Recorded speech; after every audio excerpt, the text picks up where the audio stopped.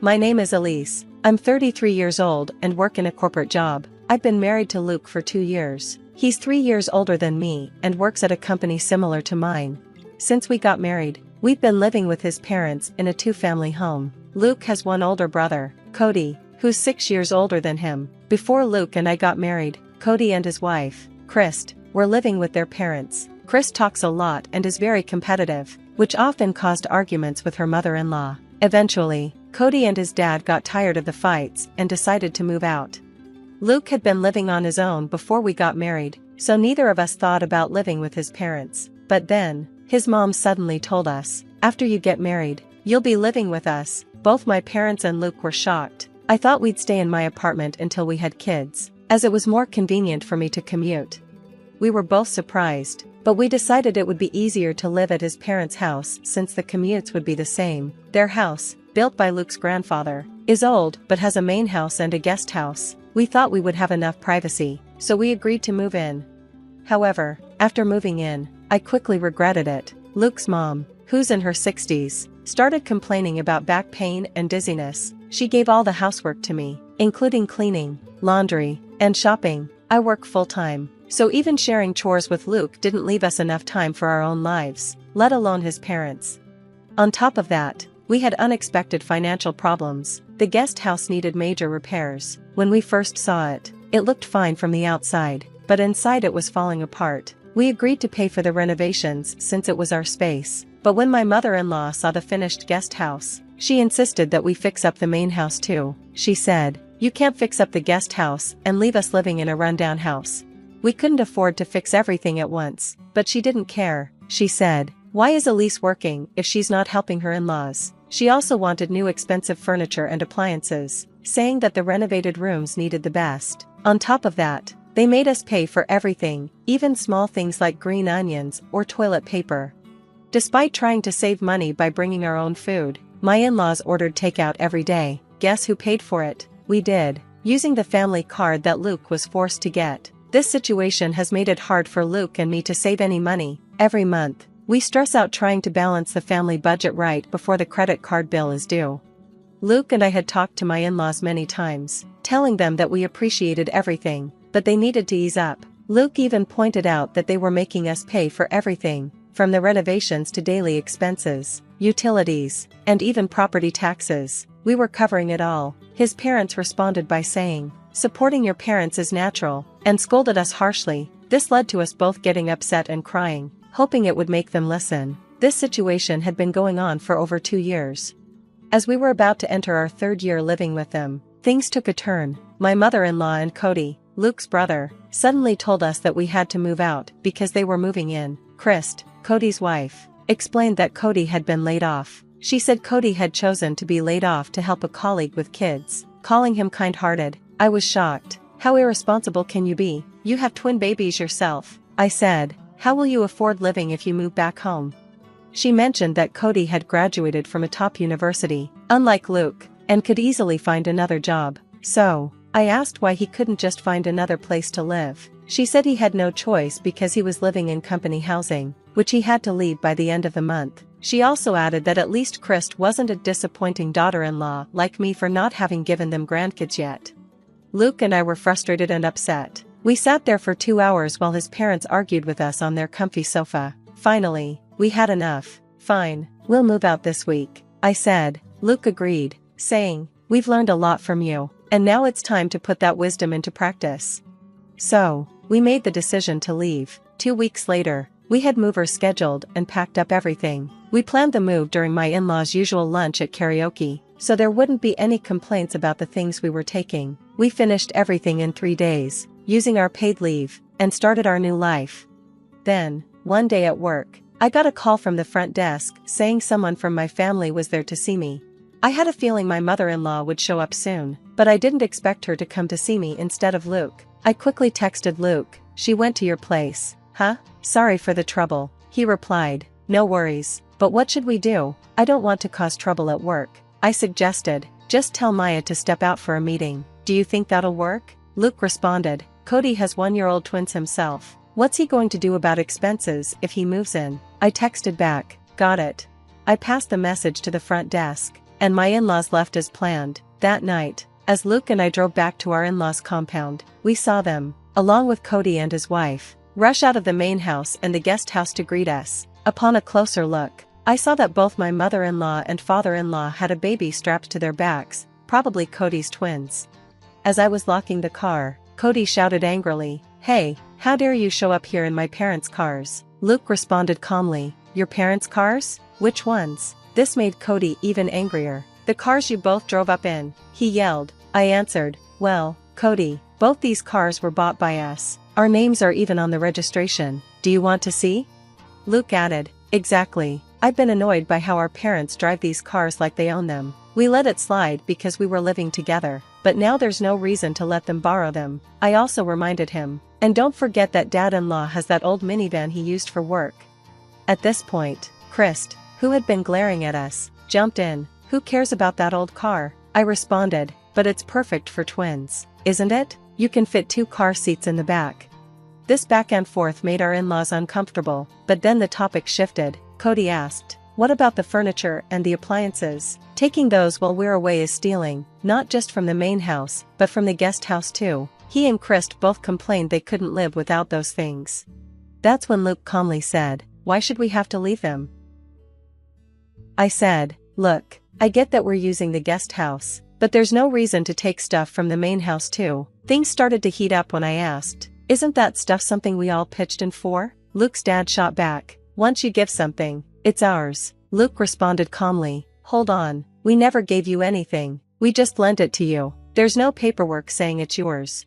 Both his parents were shocked by his response. Luke kept going, "We lived together, so we lent stuff as a courtesy. Now that we're living separately, why should we keep lending it to you? We're taking back what's ours. Is that a problem?" Luke and I smiled at each other, and everyone seemed to come to their senses. Then his parents asked, "But we have washing machines and fridges too. You don't need 2 of each." Luke answered, "Exactly, so why not lend them to us again?" I added, "Well, with all the stuff we've moved, it's getting cramped in our new place." Luke and I smiled, agreeing, "It's a tight fit right now." Christy started to speak, but we cut her off. "Remember, it's a storage room, so it's supposed to be cramped," I said. We both laughed, then added, "Until the official contract is done, this is how it has to be." Our in-laws were left confused. Then Luke dropped a bombshell, "By the way, we're moving to Boston next month." Luke explained that both of us had been offered jobs at the corporate headquarters, but we had turned them down because we were living with my in-laws. Now that we were moving out, we had both accepted the transfers and got internal notifications for new positions at the headquarters. If all goes well, we could work there until retirement.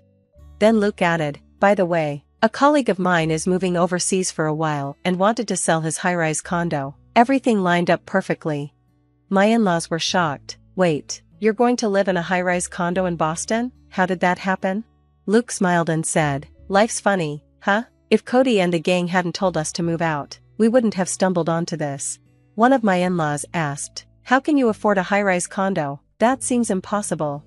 Luke explained, "That's thanks to Elise's dad. He helped with the down payment. My sister is inheriting the family property, so this is kind of a trade-off. Plus, the condo's previous owner gave us a big discount because we agreed to store his modern altar while he's away." Luke added, "With that discount, it feels like we're the ones getting the better deal." At that moment, Christy, who had been standing nearby, burst into tears, saying, "That's so unfair. I'd rather live in a high-rise in Boston than in Atlanta." The in-laws, who had been quiet until now, suddenly started praising Luke, saying, "Looks like Luke really has it together, doesn't he? Like mother, like son." But Luke ignored them completely and turned to me. They said, "Living in a high-rise in Boston? Everyone's going to be jealous. When are you moving? We must visit." Luke smiled and said, "Why visit for just a short time? If we're going to Boston, you should come too." The in-laws agreed, "That's an interesting idea." But Cody and Christy were not happy. Cody snapped at them, "What are you talking about? Cody's being downsized, so you'll have to support us. Plus, until I find another job, Christy will have to go back to work, and you'll have to take care of the house and the twins." The tension grew, and Cody and Christy marched up to the in-laws, who were holding the twins. The babies started crying, and their cries woke up the entire neighborhood. The neighbors, who had heard the shouting and crying, were now watching from a distance. My in-laws looked embarrassed and turned red. They looked at Luke, waiting for him to say something. Luke smiled and said, "So this is a battle between a raccoon and a fox, huh?" Turning to the people around him, he explained, "If neither of our families works together, our finances will collapse next month." Christy, upset, asked what he meant. I added, "Christy, you thought that if Cody lost his job and moved back into his parents' house, you could just shift the utility bills and groceries onto them, right? Well, we've been paying for everything around here, and you can't rely on us anymore."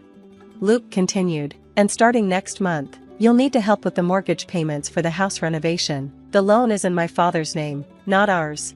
Christy asked why it was in his father's name, and Luke explained, "I wanted the loan in my name since I was paying for it, but my dad insisted it would be shameful, so we used the house as collateral. We've been transferring money to his account to cover the loan, but now Cody needs to start helping."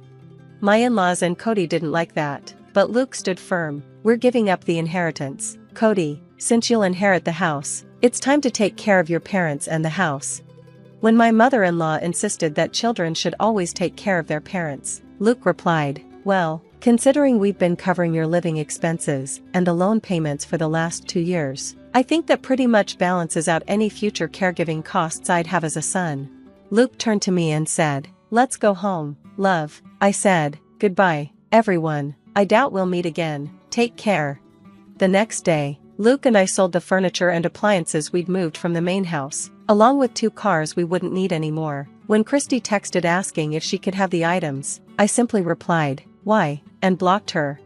After that, we used up all our remaining vacation days to finish moving into the new apartment. Buying the high-rise condo would take more time, so we decided to rent for the first year, thanks to my boss, who owned the place. One weekend, after all the stress, Luke and I were able to relax. As we looked at the city lights, Luke broke the silence. "I know I've been a hassle this time, but thanks for sticking with me." I teased him, asking, "What's with the formal tone all of a sudden?" But Luke continued, "When we first got married, I should have thought more about the idea of living together. Back then, I was just happy that you chose me over Cody, since we were always compared growing up. We'd been following our parents' wishes without really thinking, and when they told us to move out so they could bring Cody and his family in, I realized how they had been a burden on us for so long." Luke went on, "Then I thought about how much your parents must worry about you because of your situation, so I sent them an apology email. They said they'd forgive the past as long as we promised to make their daughter happy in the future. After that, they gave us the down payment for the condo without hesitation." Luke promised to do everything he could to protect our life together and our future, especially if we were blessed with children. Meanwhile, it seems like my in-laws are struggling. They're even using their retirement income to barely cover the home renovation loan. They can't afford to support 2 households anymore, and Cody's efforts to find a new job have failed. Christy had to go back to work early, and now the family relies on her salary and the money my in-laws earn from part-time jobs at a local senior center. Arguments have become frequent and loud, often overheard by the neighbors. A former colleague of mine texted, saying there's gossip that my in-laws might be planning to leave town. They've cut off all contact with Luke and me, and when they tried to reach out to us, my dad immediately changed his phone number. Considering how they'd always belittled my family and never bothered with any pre-marriage courtesies, changing the phone number was a small but important step. Now they have almost no way to contact us. What goes around, comes around.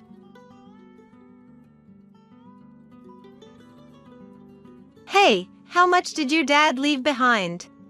The night after my dad passed away and the funeral had ended, my husband Brian asked me with a smile that seemed too happy. "Didn't the funeral just end? But we need to clear these things up, or it'll cause disputes later on." "How much was there?" Brian kept asking persistently. "Just so you know, it's not just me. Mom, me, and my brother Thomas are the heirs." "Yeah, but I'm talking about your share, Sophia." Talk about a distasteful way to put it. I thought, yet figuring it would soon come out anyway. "Dad put $3 million in a debit card for me." $3 million! Brian exclaimed, sounding pleased again, which really made me uncomfortable. The afternoon following the funeral, I received a message from Brian on my mobile phone. His voice sounded troubled. "That debit card. What about the debit card? Surprised that you couldn't withdraw the money? I asked Brian coldly. How do I get that money out? Why should I have to tell you that? It seemed Brian truly didn't know that spouses of heirs had no rights. My name is Sophia, a 55-year-old housewife. I have a son named Daniel and a daughter named Abigail with Brian, who is the same age as me. I was born into a very ordinary family, went on to study ordinarily, got an ordinary job, and then married ordinarily, blessed with 2 children. Brian and I met at work. I thought I had been walking an utterly ordinary path in life. 5 years ago, my dad was diagnosed with a serious illness. At the age of 78. Despite his age, he had been free from sickness all his life, so the sudden discovery of the illness was a shock. The doctors said surgery was out of the question. However, due to his advanced age, the progression of the disease could be slow, and there was a chance he could live out his natural lifespan. I've heard all about the illness. But listening to the details, it doesn't seem all that bad. I've been healthy up till now. From here on, I'll just take it easy until it's my time to go. Dad said this calmly, much to our family's astonishment. When I reported back to Brian, "How old is Dad again?" 78. 78, huh? They say it's the era of living to 100 now, so it's not particularly early, is it? My parents could go at any time too, I guess it can't be helped. He spoke as if it were someone else's concern. I thought his comment was cold, but if something happened to my in-laws, perhaps I wouldn't be able to react much differently, so I decided not to say anything. Then, 2 weeks later, Dad said he had something to discuss and wanted us to gather. I'm fine, it's your parents' matter, right? But Dad said he wants you there too. He's probably going to say something like I have some last words, or ask us to take care of Mom if something happens, right? That might be the case. I'm not good with mourning. I'll be staying at home that day. With that said, I couldn't push any further and decided to visit my childhood home alone on the day. When I arrived, my brother Thomas and his wife Madison were already there. Where's Brian? He said he wasn't feeling well and decided to sit this one out. I see. Dad didn't say anything more. Well, working in food sales is busy work, let him rest on his day off, he said. I felt terribly sorry for Dad. The truth was, Brian just didn't want to bother coming for no particular reason. And then, Dad began an unbelievable story. What? How much? Could you say that amount again? $11 million. We were so shocked by the number repeated that we were left speechless. According to Dad, 2 years ago, when his uncle passed away, he inherited a bit of money and decided to invest that amount in something. It was cryptocurrency that was starting to get popular at the time. I thought, it's money I never had anyway, and put it all in there. Then, it increased that much, huh? What surprised us most was not just the number, but that our elderly dad would try his hand at cryptocurrency, something we couldn't have imagined. So, what did you do with it? It became such a large amount that I thought it was best to stop there, so I pulled it all out and converted it to cash. That decision surprised me. I thought people who dabble in such things either keep trying to recover their losses, even going into debt to do so, or if they profit, they become greedy for more and continue. Guess it was good timing to pull out. After that, there seemed to be various problems, but I got out just before those happened. What an incredible luck. I'm astounded. I couldn't help but let out my true feelings. Dad just laughed shyly. So, what's today's discussion about? Well, it's about dividing up that inheritance. Don't talk about such unlucky things. It's the era of living to 100 now. It's too early for such discussions. When I said that, Dad laughed. Well, I thought the same, but these are discussions to be had while one is still healthy. I suppose so. So, that's why I wanted to have this talk with you and your partners. I was surprised again by Dad using the word partners. If something happens to me and suddenly such an amount appears before you, you might lose your way. And you might not know how to discuss it with your partners, right? Thomas and Madison exchanged troubled looks. So, I want you to be prepared in your hearts and think about how you'd use it after receiving it. That coming from the man who dumped his great-uncle's inheritance into cryptocurrency? Indeed. We all laughed at Thomas's comment. I was just really lucky. Knowing that, I wanted to make sure you all would handle it properly. I understood Dad's feelings very well. My brother, his wife, and I promised to do so, had a meal with our parents, and then headed home. What? The inheritance was actually a good story? Maybe I should have gone too. When I briefly summarized the meeting for Brian, he seemed surprised but then said, "How rude to call it a good story about an inheritance." Well, yeah, but it's a significant amount of money we're talking about. How much are we getting? I frowned at Brian's way of speaking. I don't want to say. Come on, we're a couple, aren't we? No secrets between us. If you wanted to know, you should have come with me. Brian scratched his head uncomfortably at my response. Well, I was tired from work, and I didn't think it was going to be such good news. Good news? I involuntarily slammed my hand on the table. Do you think it's good news that Dad got an incurable disease and we're talking about his inheritance because of it? Sorry. He apologized sincerely, realizing I was genuinely angry. But Dad is still healthy, right? You said he wanted to talk about it while he could. That's true, but... The doctor said he could live a natural lifespan if things go well, so maybe it was a good opportunity to talk about it. I thought maybe he had a point. But my distrust of Brian didn't disappear. See? I'll consider your dad's feelings and visit to talk more. Seeing Brian so visibly pleased made me feel not just distrustful but also disgusted. After that, true to his word, Brian started visiting my parents' house frequently. On weekends, when the children said they were going to see their grandparents, Brian, who used to say he'd stay home and sleep, now eagerly joined them. And then one day, Abigail angrily said, "I'm done with Dad." That day, Brian insisted on accompanying Abigail to visit Grandpa. What happened with Dad?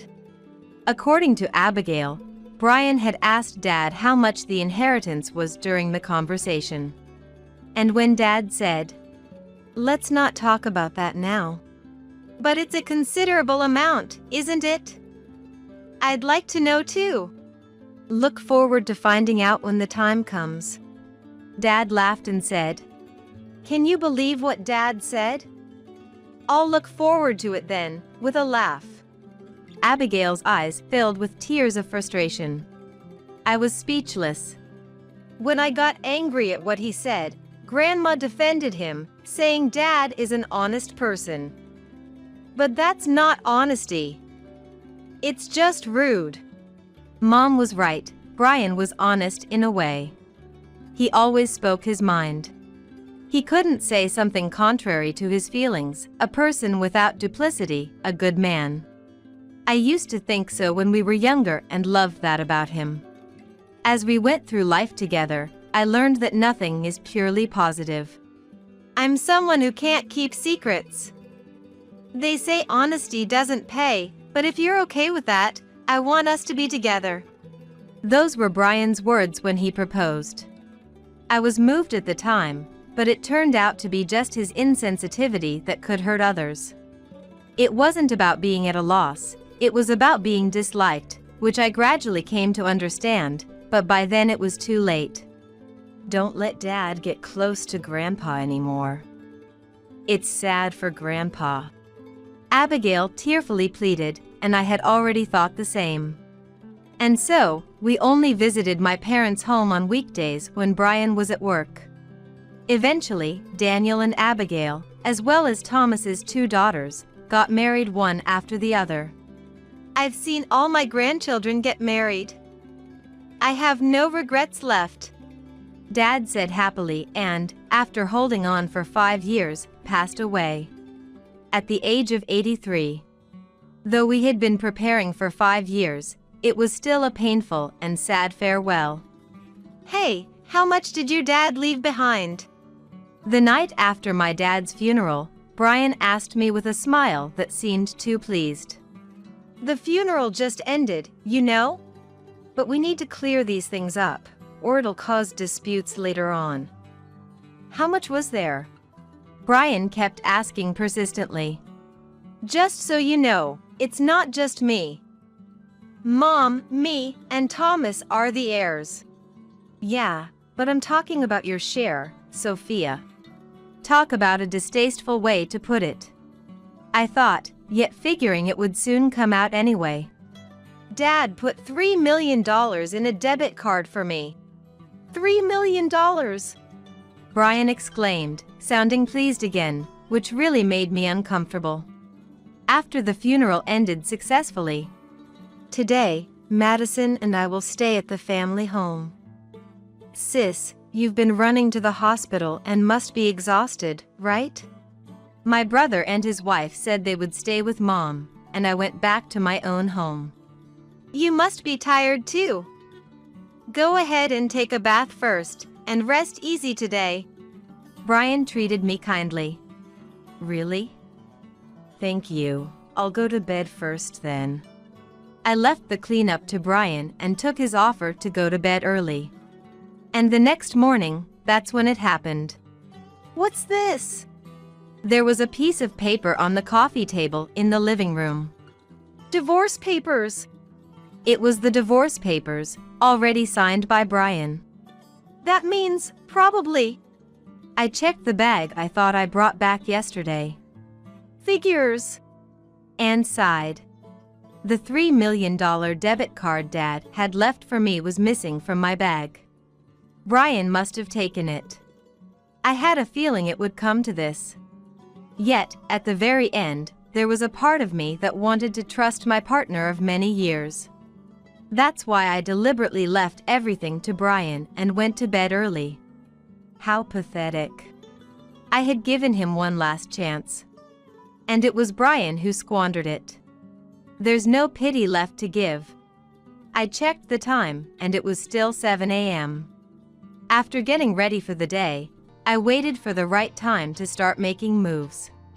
The afternoon after the funeral, I got a call from Brian. His voice sounding troubled. Hello? What do you want? That debit card. What about the debit card? Surprised you couldn't withdraw the money? I asked Brian with a cold voice. Brian is simple. I intentionally left the debit card. I knew he would think that if he had the card, he could withdraw the money. Then, I wrote a 4-digit number inside the card. He must have thought it was the PIN. But entering that number wouldn't authenticate anything. Because that number is my birthday. I don't know if he didn't remember my birthday, or if he thought Dad had set my birthday as the PIN.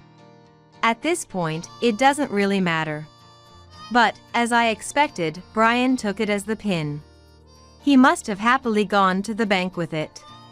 The thought is so pitiable it's almost laughable. How can I get that money out? Why do I have to tell you that? Well, that money, I thought I'd take it. Excuse me? I was astonished. He was being honest about that too. Why would you think you're entitled to it? Well, we're married, so that's ours, right? So, I thought I'll give you the house, and I'll take this. I couldn't help but burst out laughing. Unfortunately, you have absolutely no right to that money. What? Inheritance money is not marital property. So, it belongs to me alone. What's that? I never heard anything like that. Brian was shouting over the phone. It seems Brian truly didn't know that a spouse of an heir has no rights. If you're considering inheriting a large sum. No, that's not right. If you're considering stealing a large sum, didn't you think it necessary to have some knowledge about it? While dreaming of a foolish adventure, I wish he had taken the time to learn at least that much. Just like a child. In all the worst ways. That part of him, supposedly being a good person, is clear. Honest, straightforward, without deceit. If that were truly him, he shouldn't have tried to take what wasn't his in such an uncharacteristic way. Not being able to stay true to himself until the very end. That seems like Brian's downfall. As I listened to Brian shouting various things over the phone, I thought about this. Poor man. Hey, are you listening? If you can hear me, answer me, hey. As I was lost in thought, Brian, irritated by my silence, snapped at me. Yes, I'm listening. What were you saying? Hey. Is that the kind of person you were? We're married, aren't we? You could at least give me half, right? Please. I'm not even asking for half anymore. A third would do. $1 million, I'll settle for $1 million. That's fair, right? Brian pleaded in a pitiful voice. Why should I give a part of the precious inheritance I received from my dear dad to an ex-husband? What? You left the divorce papers, so I've filed them. We're strangers now.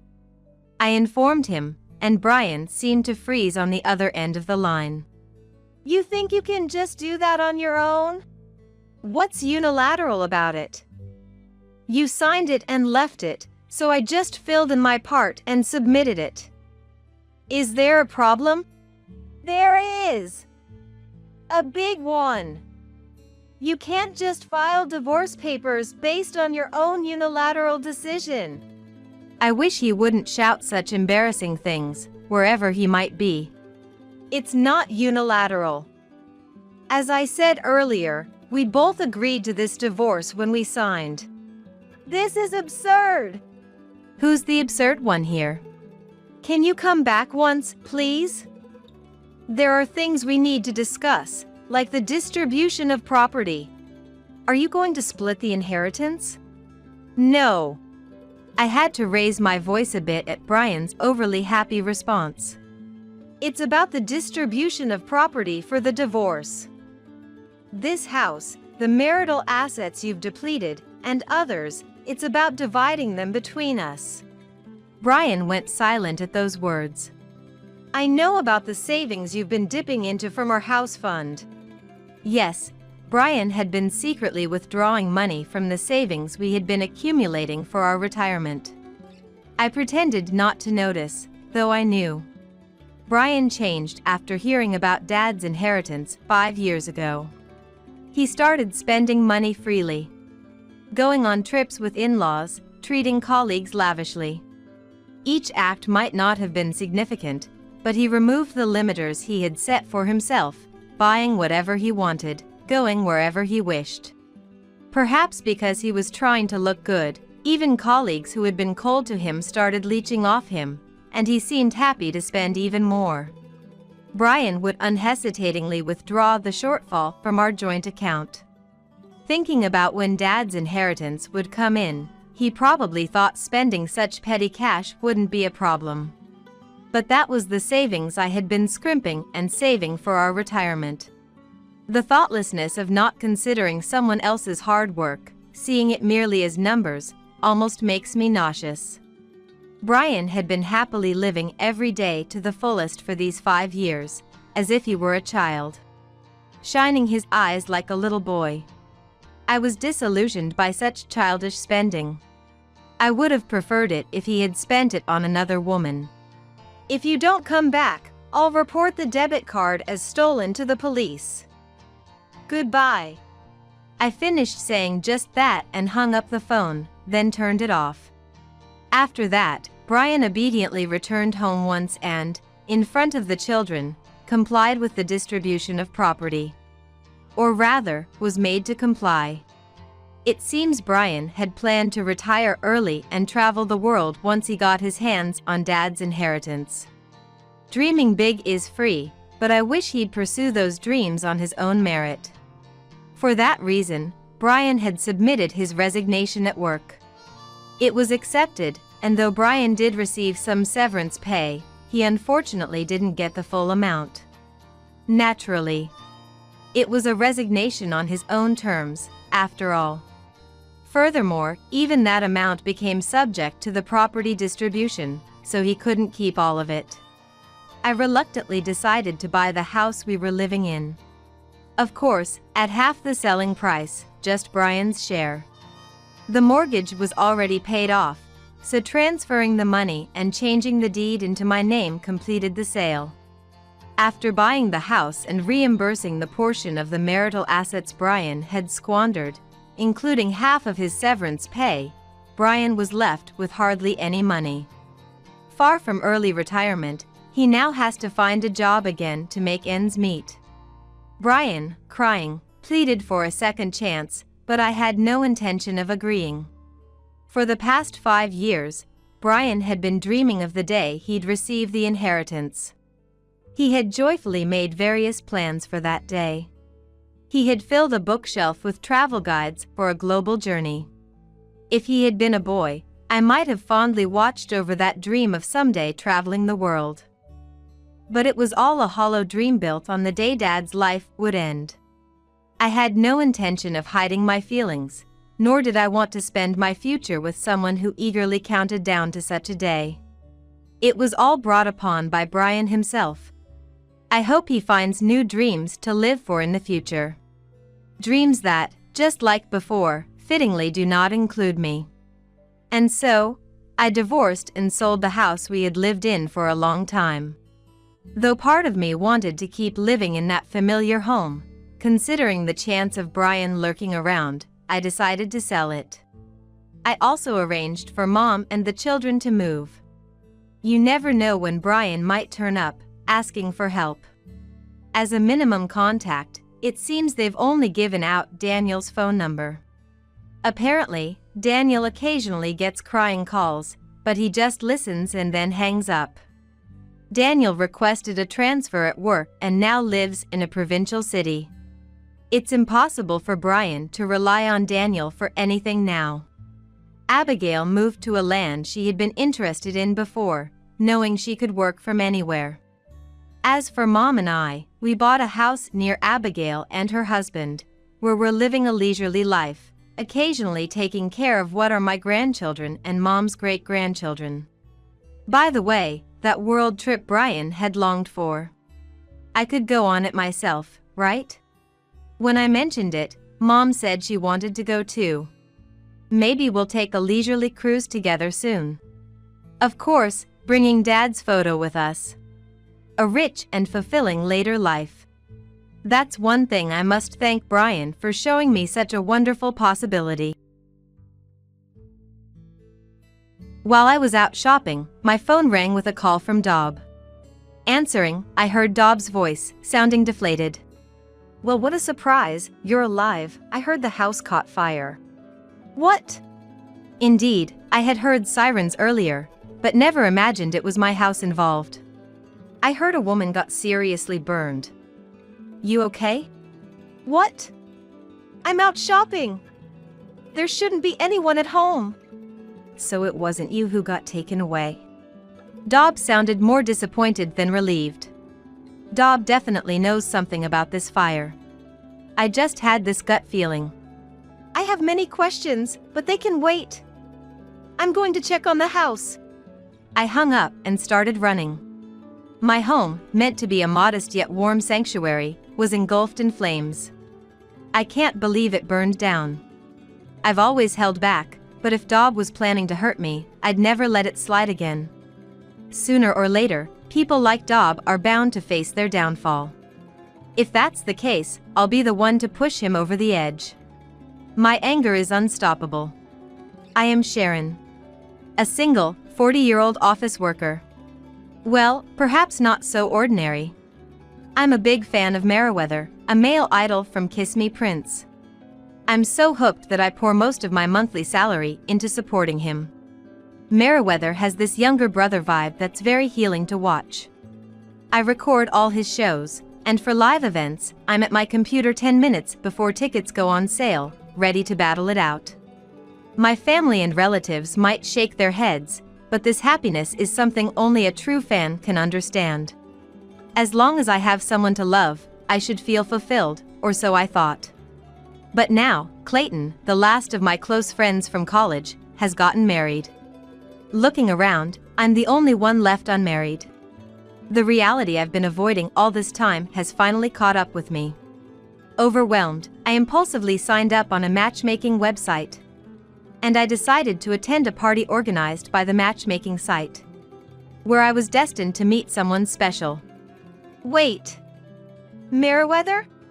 A young man who could be mistaken for Meriwether from afar was there. During the mingling time, I made a beeline for him. Excuse me. You're Meriwether from Kiss Me Prince, right? He laughed, amused. People say I look like him, so I've styled my hair and vibe to match. His name was Clayton, 5 years my junior at 35. But youthful enough to pass for his 20s. As a self-confessed idol fanatic, I was completely charmed by Clayton. Clayton seemed to take a liking to me too, and we started dating. He treated me like a fan on our dates, and I found myself falling for him, projecting Meriwether onto Clayton. In hindsight, it was odd that such a desirable man would choose a 40-year-old idol otaku like me, but at the time, I was oblivious. Soon, I received a formal proposal. The proposal took place at a location where Meriwether once proposed to the lead actress in a TV drama. Lost in my romantic fantasy, I accepted his proposal without hesitation. However, just before we were to register our marriage, Clayton brought a high school boy to our date. Actually, I have a son living with me. The boy introduced as his son, Dob, didn't resemble Clayton much. He was a quiet-looking kid. Clayton is 17 years old. Wearing thick glasses and with unkempt hair. His gloomy appearance was evident as he wouldn't even make eye contact with me. I should have come clean sooner, but just couldn't find the words. I'm sorry, Sharon. His apology pose, so reminiscent of Meriwether's that it seemed studied, unexpectedly triggered my maternal instincts. I suppose I can forgive you. We were a completely foolish couple. Then, I overheard Dob muttering under his breath. Just another wrinkled old lady. I couldn't believe my ears. What? It was said so naturally that I wondered if I had misheard. I asked Dob to repeat himself, but Clayton interrupted. Dob seems happy to have a new mom. Let's get along. Clayton and I then went to submit our marriage license. Since the office was closed, we left it with a security guard and officially became husband and wife. Originally, I lived in a house with plenty of empty rooms, so I decided to have Clayton and Dob move in. To be precise, the rooms weren't exactly empty but filled with merchandise of my beloved. But now, I was going to live with my real beloved. I decided to let the merchandise sleep at my parents' house. It was a significant decision for me. Packing away my cherished Kiss Me Prince goods into cardboard boxes, I made a promise. To put Meriwether on hold for a while and focus on building a warm family. I thought the fun times as a family of 3 would begin once Clayton and Dob moved in, but that didn't happen.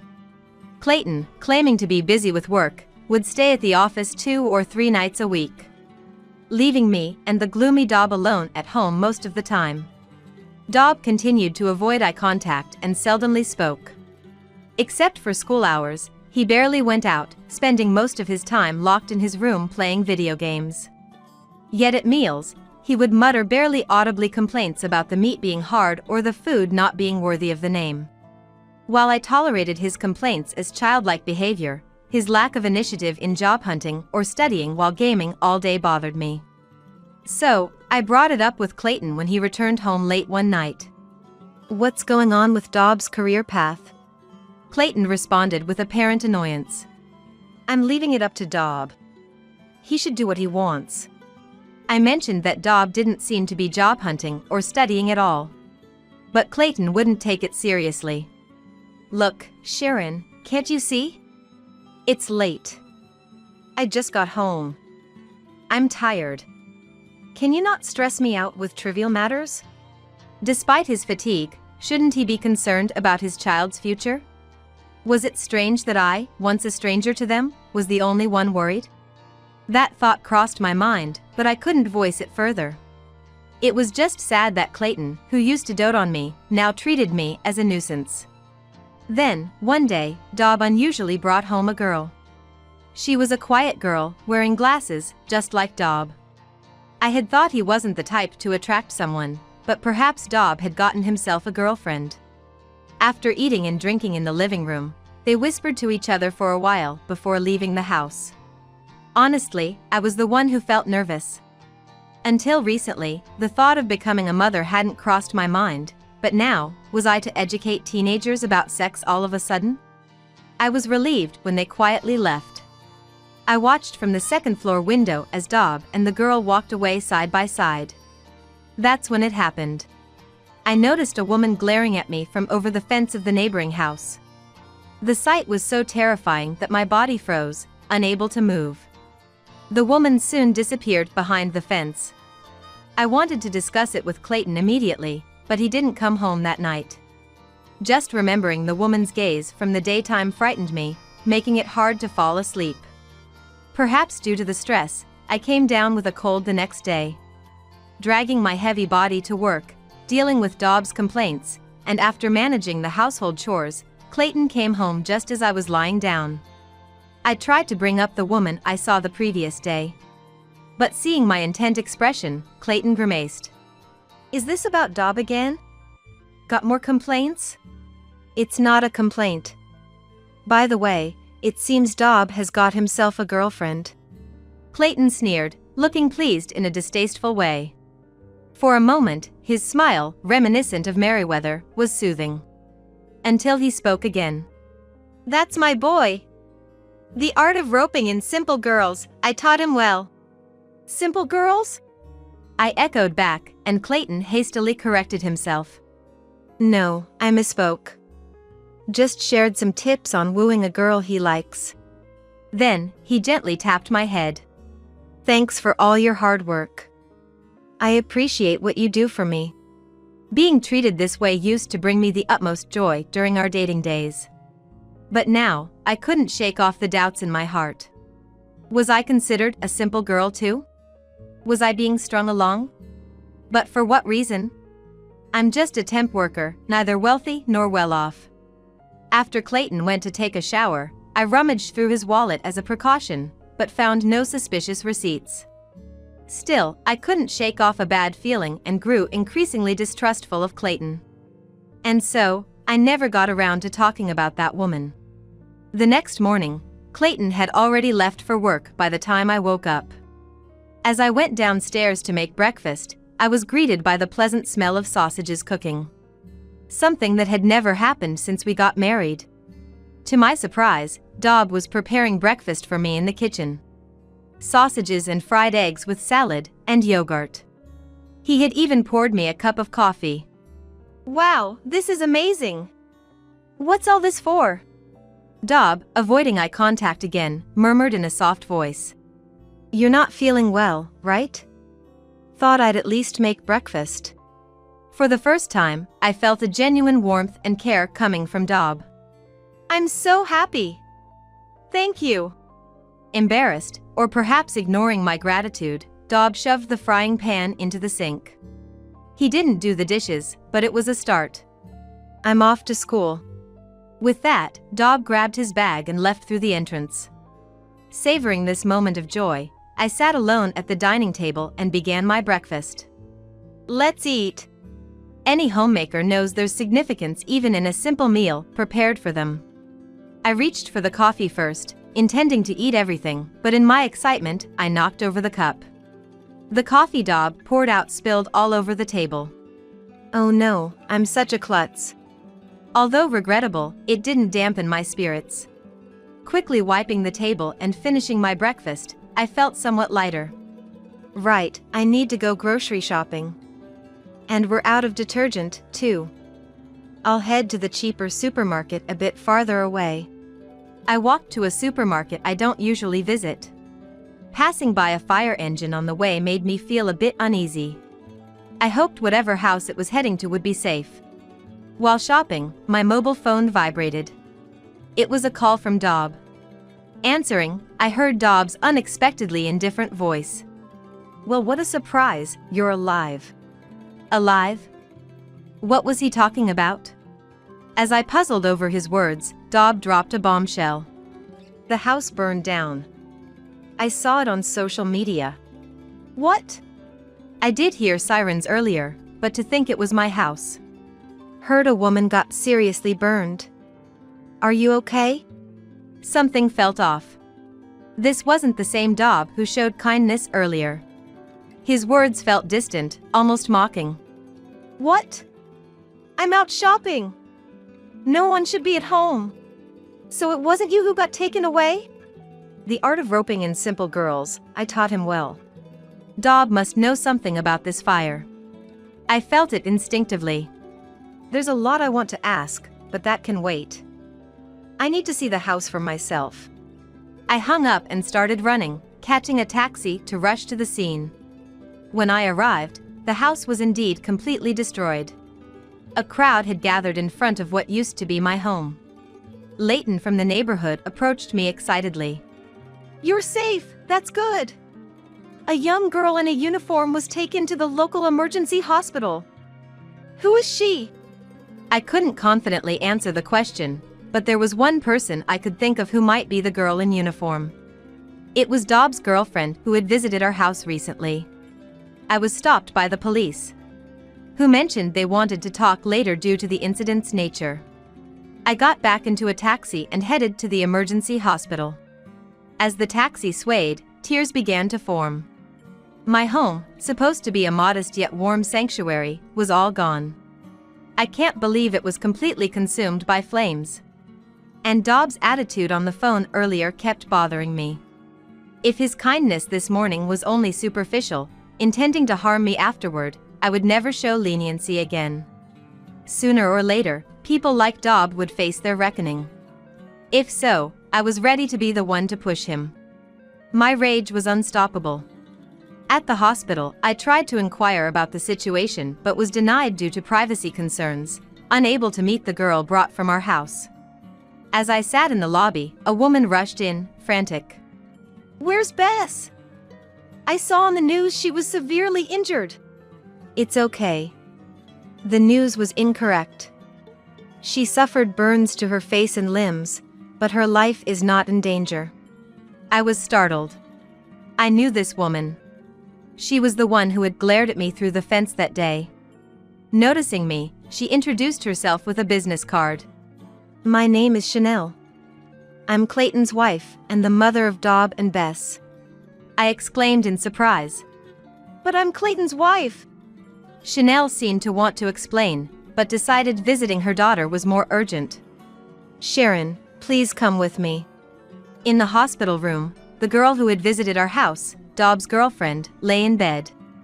Upon seeing me, she burst into tears. I'm sorry, I'm so sorry. Comforted by Chanel, Bess sobbed and revealed the whole story. Turns out, Bess wasn't Dob's girlfriend but his sister. She had admired her kind brother since they were young. But some point in time, her brother changed. She said he learned from our father how to wrap simple girls around his finger. After that, he rarely came home. Probably because he was living with me, but Dob told Bess he was living with a convenient woman. Even when he did come back, seeing my brother repeat his misogynistic remarks, Bess wished for the brother she remembered. How can I get my kind brother back? She asked Dob, and to that he answered like this. I want you to set fire to the house of Dad's mistress, Sharon. Bess, swayed by Dob, scouted my house for this reason. That's why Bess had come to my house. After much hesitation, thinking of her brother, she went through with it. But called the authorities immediately after realizing the gravity of her actions. To save me, supposedly asleep inside, she broke a window to enter the house and got injured. Wait. What do you mean supposedly asleep? Through tears, Bess answered. My brother planned to put sleeping pills in your coffee. A chill ran through me. Had I not spilled my coffee, I might not have been safe. Chanel, in a near frenzy, scolded Bess and apologized to me. How could you do such a foolish thing? You nearly killed someone. Sharon, I don't know how to apologize enough. It was a lack of supervision on our part. What Dob and Bess did was terrifying. About that, I started, addressing my lingering doubts. Dob is legally my child now, right? We submitted the marriage license. Chanel hesitantly took a piece of paper from her bag. It was Clayton's family register. Indeed, Chanel's name was listed as his wife. My husband had previously deceived another woman in the same way. You and Clayton submitted the marriage license after hours, didn't you? She was spot on. Because he's already married, it should have been rejected, but the security guard accepted it after hours. Probably, the office tried to contact Clayton's mobile afterward, saying the license is invalid due to bigamy. Faced with this unbelievable truth, I felt dizzy. Why would Clayton do something like this? Chanel sighed deeply, her forehead marked with deep lines of hardship. Sharon, by any chance, are you a fan of Meriwether from Kiss Me Prince? My husband is obsessively confident in his resemblance to Meriwether. He completely imitates Meriwether's fashion, hair, and gestures, approaching female fans to cheat and revel in a thrill. He can't be satisfied unless women idolize him like an idol. I've had enough this time. At that moment, the door of the hospital room opened, and a flustered Clayton entered. Seeing Chanel and me together, he had a look of regret. With fiery anger in my eyes, I glared at Clayton. So we were strangers all along. You said you were staying at the office, but you were actually going back to Chanel's? Clayton frantically tried to explain, but I wasn't listening anymore. I'll be filing for damages, including for the house your son burned down. We're not related, so it won't be dismissed as a family matter. I grabbed my bag and strode out of the hospital room. Behind me, I could hear Chanel and Clayton arguing. As I vowed not to let this end here, I went back to my parents' home. Afterward, Dob was arrested by the police. At my request, Bess was not arrested and was able to go home after being discharged from the hospital. Bess's face was left with scars from the burns. The emotional scars inflicted by her brother wouldn't heal easily. She would have to carry the heavy cross of having committed arson. I thought there was no need to punish her further. As for Dob, who showed no remorse, I intended to let the authorities handle him. Dob was about to turn 18. He was likely to be tried as an adult, not protected by juvenile law. While preparing the lawsuit, the doorbell rang. There stood Clayton. Sharon, I'm really sorry about Dob. Can we start over? I want you to be my fan again. Can you give me that energy of liking someone? Can you give me that energy of liking someone? Was a classic line from Meriwether's concerts. The old me would have been swayed, but now it just seemed like a mockery of Meriwether. You're not an idol. Just a 35-year-old man who looks like one. And if you don't realize it soon, you'll continue to embarrass yourself. At my words, Clayton, flush with shame and anger, lashed out at me. What the hell? You've always seen me as just a substitute for Meriwether, haven't you? I can't say I was without fault. But Clayton, having cleverly orchestrated this situation, now acted as if I was to blame. Yes, and I've realized it. You're neither Meriwether nor my ideal prince. Just a middle-aged man full of self-delusion. I slammed the content certification for the compensation claim I had prepared into Clayton's hands. This arson incident is the result of your misguided teachings. You'll take full responsibility. I'll add on the amount for deceiving me, so make sure you pay up. Otherwise, I'll sue you for marriage fraud. Clayton, who had come to plead for reconciliation, was instead faced with a compensation claim and turned away in defeat. Self-centered to the end, Clayton left filled with disappointment.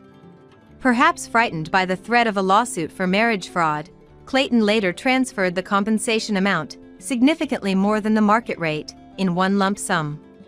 This must have drained Clayton's savings completely. I heard that Chanel also divorced him and demanded compensation. For a while, he'll be without money, making it difficult to maintain the idol-like hairstyles and clothes. As for Daub, he was tried as an adult and sentenced to prison. During the trial, Daub's stubborn refusal to show any remorse, blaming the series of crimes on me, seemed to worsen the impression of the jury. As a result, he received a heavier prison sentence than usual. Of course, he was expelled from high school. Daub's misdeeds became widely known in the local community, making it impossible for him to continue living there after his release. In the evening, I bought a number of pen lights and headed to the park. Girls all dolled up were waiting in high spirits, waving their light sticks. Today was the long-awaited live concert of Kiss Me Prince. I dug out the merch I had put to sleep and resumed my fandom. Going to the live with female friends I made in the fandom is now my greatest joy. After all, the charm of having a crush lies in them being out of reach. Vowing never to make the same mistake again, I headed towards the live venue. I wish I never had a daughter. My mother Chloe screamed hysterically. Once you're in high school, you're out of here. My father David threw things as he spoke. Our younger brother Daniel, years apart, looked at us with a mocking sneer. This house is like a dwelling for demons. Even without a place to go, we must leave soon. For the sake of my precious sister Sophia and my own life. My name is Amelia. This spring, I joyously turned 40. When I was about 20, I thought being in my 40s was ages away, but after turning 25, the countdown of age seemed to speed up. But back in my teens, every day felt endlessly hellish. I have a twin sister, Sophia. Our family runs a small chain of restaurants in the city. Well, it's just about 3 restaurants, nothing grand. It's not an age-old family business. It expanded to 2 under my grandfather and just 1 more since my father took over. Once you step out of the local area, almost no one knows our restaurant's name. Our small restaurants hardly stand a chance against the big chains. Yet, my parents always had this strong sense of being business-owning family. My father was saying so. Especially when it came to the issue of succession, my parents unusually desperate, even from a child's perspective. First off, as twins, we were always told, you'll be future star CEOs just for being twins. Grow up beautiful. Thus, from a young age, we underwent rigorous beauty care. It would have been better if we were plain, but unfortunately, we inherited good looks from our reasonably attractive parents. Under their educational policy, we had our eyebrows neatly done as soon as we were aware, and my mother would apply lotion to our skin every day after bath. I wonder now if slathering all those chemicals on a young child's skin did more harm than good. On top of that, we had our own beautician by the age of 5. Unbelievable, right? I've never heard of anyone else having this, but it's true. I couldn't share this with classmates without making them jealous. We were also under strict weight management, hardly ever indulging in sweets or hearty meals as kids. My maternal grandparents, coming from a more typical employee family, tried to treat us with homemade dishes and snacks, but my father disapproved and my mother followed suit. Consequently, we became distant from my maternal grandparents. Due to differing educational views, Don't interfere anymore. our parents would lash out. We had lessons too, piano, ballet, and skating as well, since it could connect us with rich heiresses. We were never pampered. To our parents, we were products for the future. Everything was for the sake of expanding the business. As a child, I didn't realize this and genuinely believed, I'm loved by my parents. Their strictness is a sign of love. Someday, I'll take over the business and make them happy. Sophia thought the same. But then, a life-changing event occurred. When we were in elementary school, a baby brother was born. Named Daniel, he was the only boy in the family. Seeing him, a boy is more suitable for succession. Our parents decided. So, they shifted their focus entirely to him, stopping all our lessons and even the strict beauty regimen. The beautician was gone. That would have been fine. But then one night, I overheard my parents talking. I never really wanted a daughter. I thought twins would be good for publicity, but if it's a boy, I couldn't care less. Yeah, I agree. A woman isn't suitable to take over the company. All our shop managers are men, and it's better if men are in charge. When you think about it, having 2 daughters is just a waste of money. What should we do about it, then? They were talking about us as if we were just some bulky trash they needed to get rid of. Up until then, I had convinced myself that their recent coldness was just because they were busy with our little brother. I couldn't comprehend what was happening. After that conversation, I slowly began to notice a change in how they treated us. First, we were forbidden to go out and play with friends on holidays. My mother explained, you could get hurt. But we always ended up helping at the main shop on holidays. In essence, we were being used as pieces of the household to prevent us from going out and playing. It must be a strategy thought up by our parents to make up for lost time. When we served food to the customers, "What cute twins!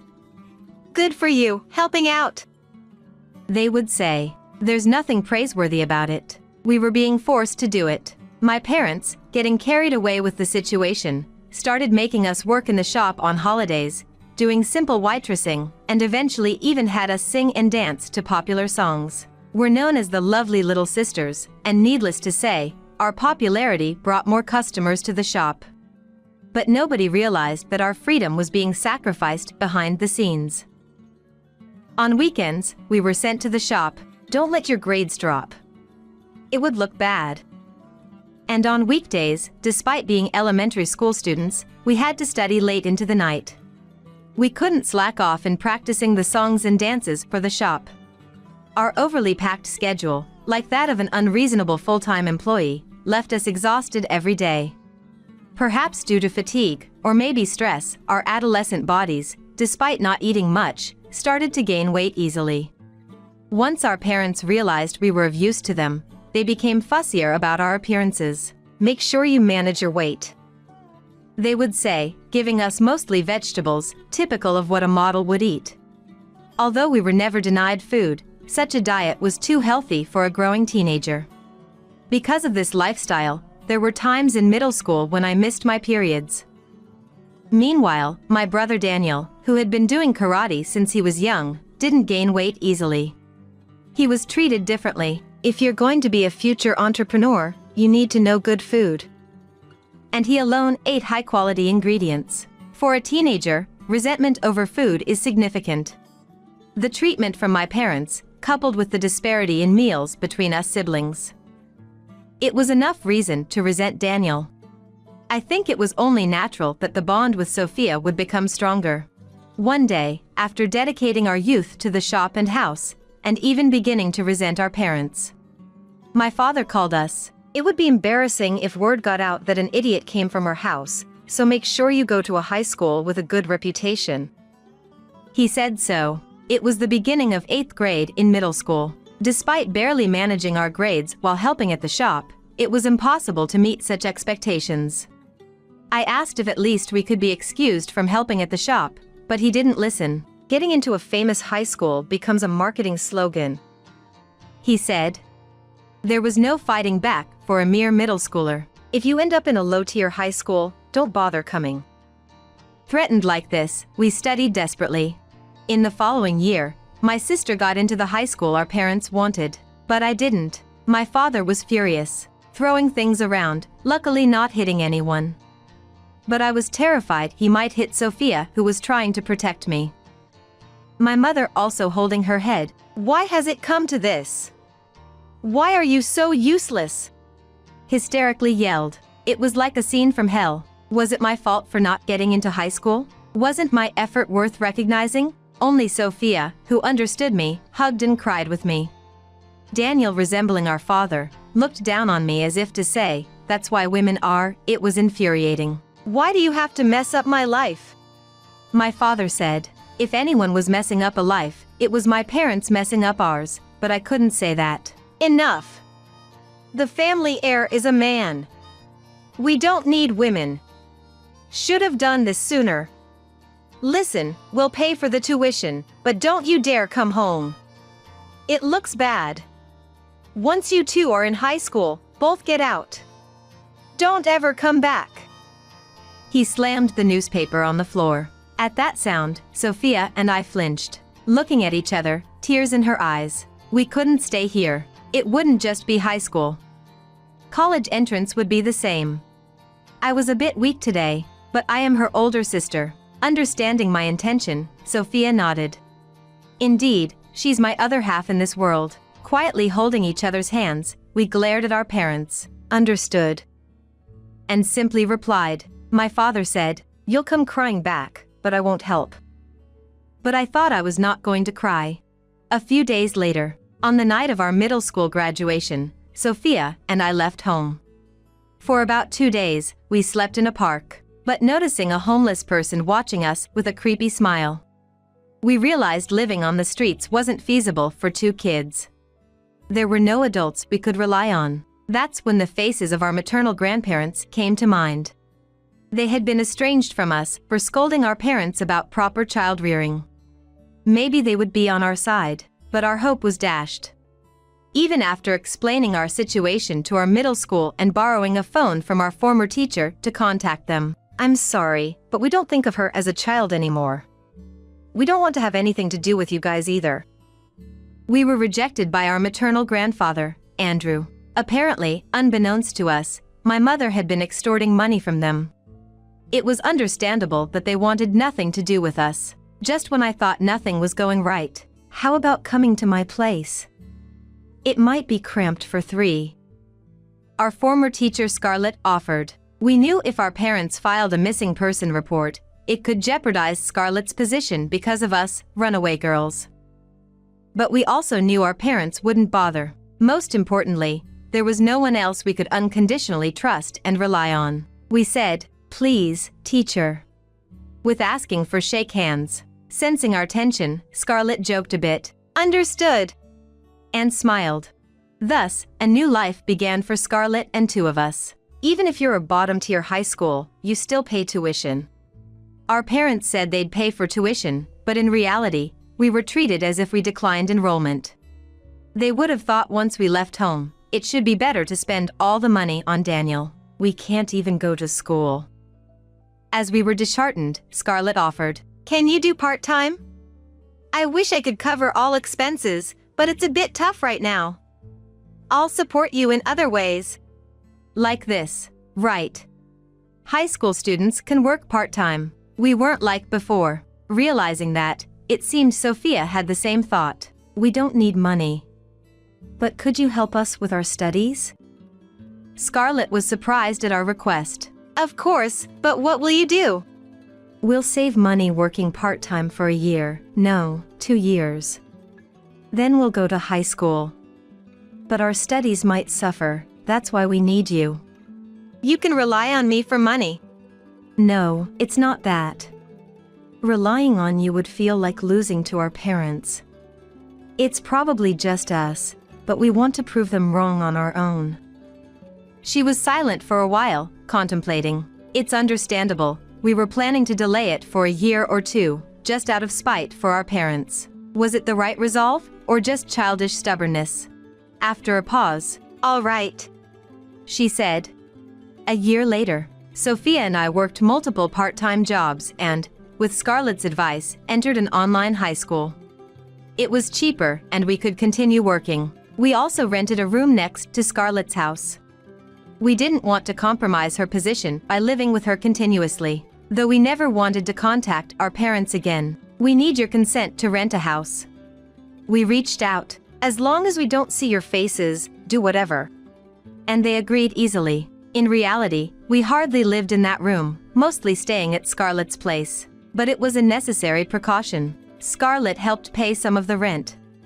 We refused to let her pay it all. She supported us thoroughly, from studies to personal life. Though she was in her 20s and more of a sister, she had become our mom. Thanks to her, we graduated from high school and, despite a delay of about 2 years, made it to a fairly prestigious university. The support from Scarlett was invaluable. At university, Sophia and I had another goal besides graduating. That's why we attended university. That was starting a business. To gain the knowledge and qualifications needed, every day was filled with part-time work, not easy, but we were determined. 3 years after graduating, we finally opened Cafe and Bar ANS Delightful, serving coffee, sweets, pizza, and sandwiches during the day, and alcohol in a stylish setting at night. Cafe and bars weren't as common then, but it caught on, and within 5 years, we opened a second location. We did it, Amelia! Yes, we did! Sophia! We had been betting everything on this second shop long before it opened. Our plan was to establish credibility and confidence, then open this shop near our parents' restaurant. Because that's what I had decided. By chance, a property became available right across from their most cherished third shop, allowing us to open our second shop. It was the start of a delightful revenge. Not that we were doing anything special. We simply welcomed customers every day with all our heart. But our shop, run by the beautiful sisters, was already quite popular from our first location. Rumors spread that the popular sisters were temporarily at the second location. The place quickly filled up. Within 2 days of opening, we surpassed our sales goal, a complete success. Naturally, word got to our parents' restaurant. On the 7th day after opening, "They're mocking us!" our parents stormed into our shop during business hours. Exactly as we expected, the shop was buzzing. Some customers whispered, "Isn't that the owner of the shop over there?" Sophia and I, smiling, faced our father. "Please, quiet down, customer," calmly said. "Don't joke with me. What's this about? Why open a shop near mine? So selfish. Our customers are decreasing because of here. Sly and unbecoming." Their words made us burst into laughter. Where we set up shop is our choice, as long as we pay the rent, right? We're not joking around. Exactly. Calling us sly and unbecoming. Please don't spout such vulgar words in front of the customers. Our overly calm only aggravated them more. After all, they had us working in customer service since we were kids. Controlling our emotions like this was easy. Then, "What an attitude towards your parents!" our father shouted. The shop stirred. "Parents? What, a family feud?" Curious and confused glances turned towards us. "Parents? You mean the ones who forced us to work in their shop as children and threw us out for not getting into the high school they wanted? Considering parents as those who treated their child as a product, enforcing weight control and stealing freedom?" Our words caused a murmur among the customers. "That's terrible." Or, "So that's the kind of person he is." I hear words like, some customers, who knew us from childhood, "That place has been strange since they had a boy," commented. Our parents, realizing the tense atmosphere, turned pale. No! That's not it! These girls are just rebellious! We only had them help in the shop for social learning." Our father was explaining with an over-gesture to everyone, but it backfired. "I can't believe it. They must be telling the truth about their father. Isn't it a case for child services? Admitting they had to help is just ridiculous." The customer's exchange was unstoppable, and he kept repeating, "That's not it."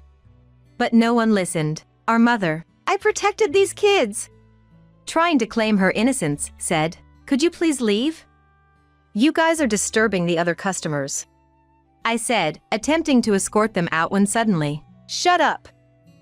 Our father raised his fist at me. I instinctively shrank back. Then, "Stop it!" An elderly man, who had been quietly enjoying his sandwich and coffee, intervened. "Enough!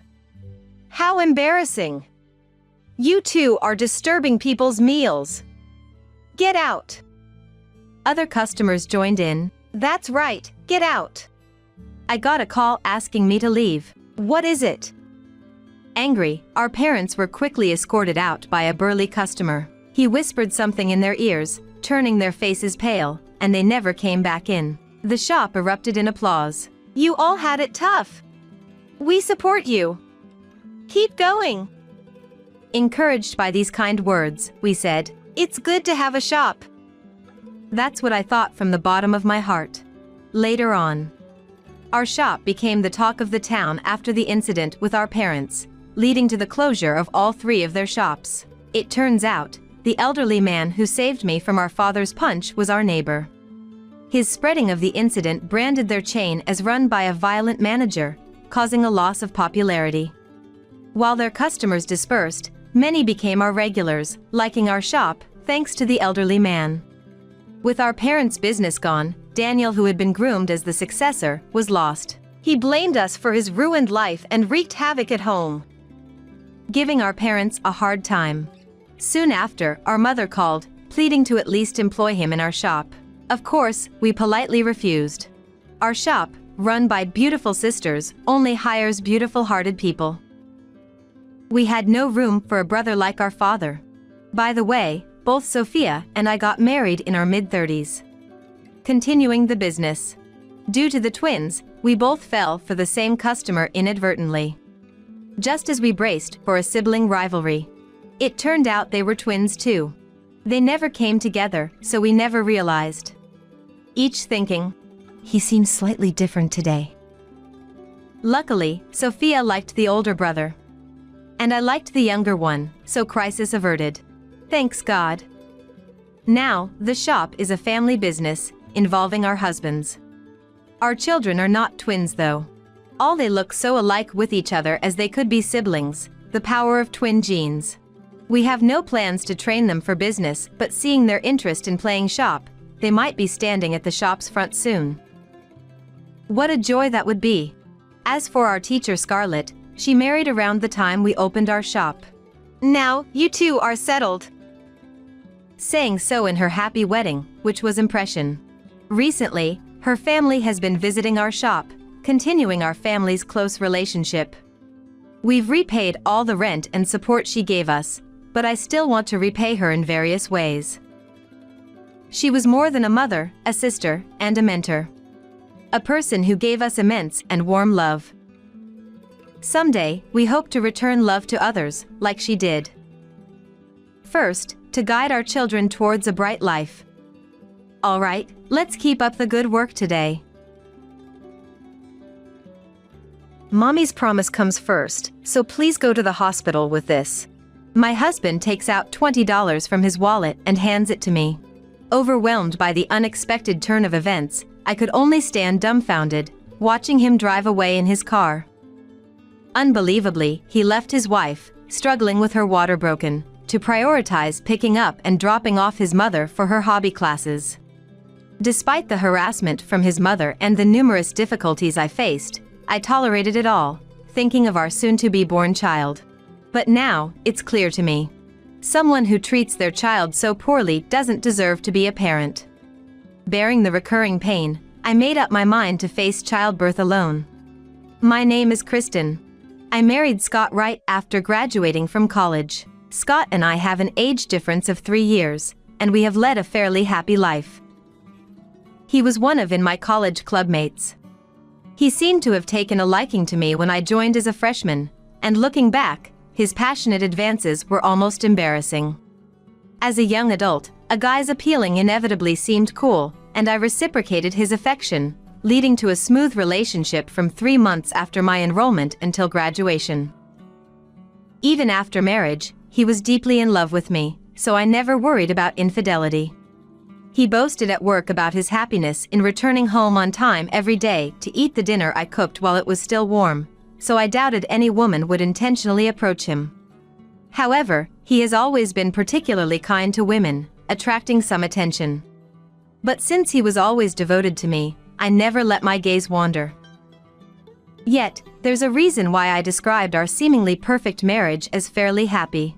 That reason is his mother, Evelyn's presence. I thought the mother-in-law and daughter-in-law conflict was a thing of the past, but she frowned upon seeing me. "What's the purpose for today?" It was all of a sudden. "You should have informed me in advance so that I could be prepared properly. Besides, you look have no gifts even being invited home. It's just bad manners. You knew you were meeting us, you should have taken care of all of these." "Oh, dear, why don't you leave my son and go home today?" That's what she said during my first visit to my in-laws' house before our marriage, and being still young, I turned pale with fear. Although I told her about the schedule to visit beforehand, indeed, I should have brought some gifts to meet Evely for the first time at her house. Feeling embarrassed and frustrated at being seen through, I remained downcast for a while. It was my fault for the etiquette breach, but if Evelyn had been a bit more restrained in her words, I wouldn't have been so upset. Because of my failure, I was virtually separated from Scott and had to return home alone from my first visit to my in-laws, leading to a phone call from Scott later. Mommy was nervous and ended up being a bit harsh. She actually likes you, Kristen, so don't worry. She approves of our marriage and really wants you to visit again. At that moment, I was infuriated by his optimistic tone. He didn't advise me before visiting her house and wouldn't stop Evelyn when she insulted me right in front of him. Her wanting me to visit again was undoubtedly not her true intention. Would marrying him mean being pressured into living together and facing daily harassment? Surprisingly, she made no such suggestions when I decided to marry Scott. However, relieved for only a moment, she began frequently summoning Scott to her house. "Just when you finally graduated from a distant university and got a job locally, you're getting married. I've been so lonely. Why don't you let Kristen have a break and stay with me for a week or so?" Such messages would arrive for Scott, terrifying me.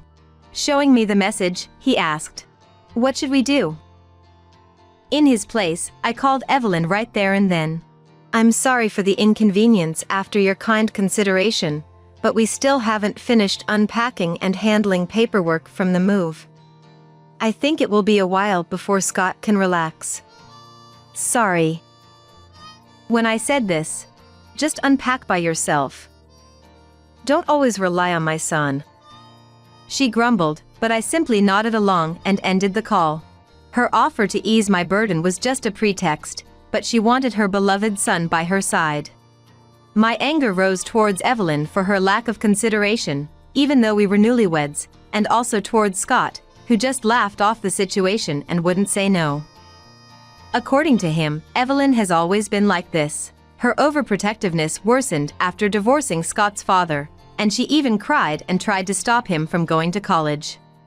Somehow, he convinced her and went, but they kept in constant contact through messages and calls. He trusts his mother, who raised him as a single parent, so their relationship has always been good, as I knew from our dating days. It's great to be caring towards a child and a mother, but as adults, there should be a proper distance. However, this closeness was normal for them, and I knew it wasn't right to interfere in another family's dynamics. If it weren't for this, Scott, who is serious about both work and house chores and has a good personality, would have been perfect, so I tried to accept it. But it wasn't long before I couldn't overlook the excessive closeness between the two. One holiday, when Scott usually sleeps till noon, he woke up earlier than me and started preparing to go out. "Did we have plans to go somewhere today?" I asked. "I'm going out shopping with Mommy, so you can stay and sleep." And he replied unbelievably. Apparently, Evelyn wanted to buy clothes and asked him for his opinion. Angry at his willingness to go, "We have a day off together for the first time in a while, let's do something." I controlled my emotions and suggested, but Scott shook his head. "I'd like that, but I've already promised Mommy, and she seems to be waiting outside." Shocked by his words, I went to the entrance in my pajamas. Looking out the window, I saw Evelyn's bright red car parked in the yard. Noticing my gaze, Evelyn got out of her car, smirking, with her bright red lipstick. "Scott, you're late." "Oh, Kristen is still asleep? Such a lazy wife for my son." Maybe I should buy you an alarm clock as a souvenir? Mocking me, she affectionately took Scott's hand and led him to the passenger seat. I was dumbfounded by their close relationship and could only watch Evelyn's car drive away swiftly. After this incident, Scott's behavior began to change gradually. He hardly did any housework he used to do routinely and often went to his mother's house almost every weekend. His attitude towards me changed too, becoming more demanding. "Kristen, you're too lazy. If I'm off, you just sleep along. Can you call that fulfilling your duties as a housewife? You don't even put on makeup when you're at home. It's not good to slack off just because you're a wife. Mommy is worried about you too. Why don't you visit her alone sometime?" I didn't know what Evelyn was saying about me, but his agreement was troubling. He had never mentioned napping or makeup during our relationship. But as he said, perhaps Evelyn was genuinely concerned about my behavior. I tried to convince myself of this multiple times, but knowing Evelyn's behavior towards Scott, it seemed more like harassment. I thought Evelyn's curse would change once we had a child. Soon after my doubts about Scott began, I discovered I was pregnant. He was thrilled, promising to support me. But Evelyn's harassment intensified. Summoning Scott for trivial tasks like shopping, doctor visits, and cleaning her house, effectively leaving me alone. When I explained Evelyn's malicious intentions to him, it backfired.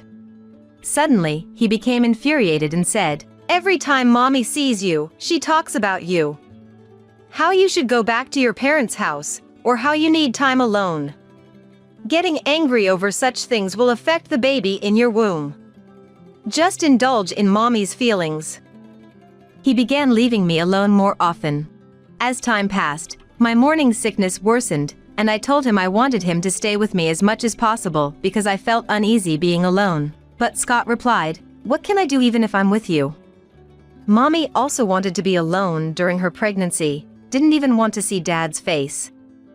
He wouldn't listen to anything I said. Feeling physically and mentally unstable, I lost the energy to argue back and resolved to fight this battle alone. Then, one day, while Scott and I were shopping for baby items, we bumped into his colleague who said to me, "Scott, I heard you've been actively attending parenting classes. Your home bookshelf is filled with parenting books, right? Accompanying your wife for shopping today, you're going to be a great dad for sure. Can't wait for your child to be born." Shocked, "Huh?" I blurted out. Scott quickly intervened, "Please stop," laughing off in a joking manner. Turns out, Scott had been pretending at work to be an attentive new father, even fabricating stories. I kept silent about this to his colleague to avoid any trouble, but felt a rising anger inside. Still, he continued to prioritize his time with Evelyn, and whenever I met his colleagues, "Your wife has caught herself an ideal husband," they would say. Such incidents gradually made me distrust his actions and words. I can't say for sure if this stress was the cause, but one weekend, while preparing lunch, I noticed my pants were wet. A thought crossed my mind, and I rushed to the bathroom. As I suspected, my water had broken. I yelled towards the room where Scott was still sleeping, telling him to get the car ready immediately. He, still groggy, became anxious upon hearing about the water break and supported me as I walked. The nurses had repeatedly told us to come to the hospital immediately if my water broke, as there could be urgent risks. Scott, slightly panicked, helped me into the car amidst my contractions. Just as we started driving, his mobile phone rang. Unable to answer while driving, I glanced at the screen while struggling with the pain. Seeing Evelyn's name, I had a bad feeling. The phone kept ringing, and after staring at the screen for a while, I reluctantly answered. "Scott, where are you? It's Wednesday, the day of my sewing class. Did you forget?" Her flirting voice terrified me, but I explained to her, "Evelyn, actually, my water just broke, and Scott is taking me to the hospital right now." As soon as I spoke, Evelyn yelled as if she was a different person. "That's your problem, isn't it? I don't care. Using Scott, who's resting, as a taxi is quite a position you're in. Let me talk to Scott. Today is my regular sewing class day, and I have a prior appointment." I was speechless at her disregard, even for her grandchild's well-being. Her shrill voice continued to echo, even as I remained silent. "Sorry, Kristen," Scott muttered. For a moment, I thought he was apologizing for Evelyn yelling at me. But then I realized Scott had walked around to the back seat where I was lying and opened the door. Confused and enduring the pain, I was stunned. Then he said, "I had promised to drive Mommy, so could you take a taxi or an ambulance from here? I'll definitely catch up later, so go ahead." Wait a minute! Are you prioritizing a sewing class over your own child? Since you won't listen to me, please convince Evelyn yourself. The pain is getting worse, hurry! I raised my voice out of desperation, but he, frowning as well, replied, "It's a weekly commitment, can't be helped, right? I'm sorry I forgot to tell you about it. Here's some money, please manage with this." He took out $20 from his wallet and shoved it into my bag. Then he got back in the driver's seat and left without hesitation. I can't believe it! The place where he dropped me off was still close to our house. Concerned about the neighbors seeing me, I hurriedly searched for a taxi company. The amniotic fluid continued to trickle down my legs, and panic set in as I realized the danger to my unborn child. Tears welled up in my eyes as I struggled with the phone, wondering why my baby and I had to suffer like this. "Kristen!" Startled, I turned around and saw a familiar face. "You look terrible! Forget talking, just get in the car!" The person got out of their car, gently supported me, and helped me into the back seat. Her husband adjusted the seat and drove. My memory of what followed is hazy. Upon reaching the hospital, I was quickly wheeled in a wheelchair and taken to a prepared room by nurses. The pain was so severe that I was moaning, but I was told there was still time before delivery, so I rested there. The pain was so intense that I nearly lost consciousness, and suddenly, my mobile phone rang. Thinking it might be a callback from a call to my mother during the journey, I was shocked to see it was Scott. Looking at the clock, it was already evening. 3 hours had passed since I left, and in disbelief, I decided not to answer.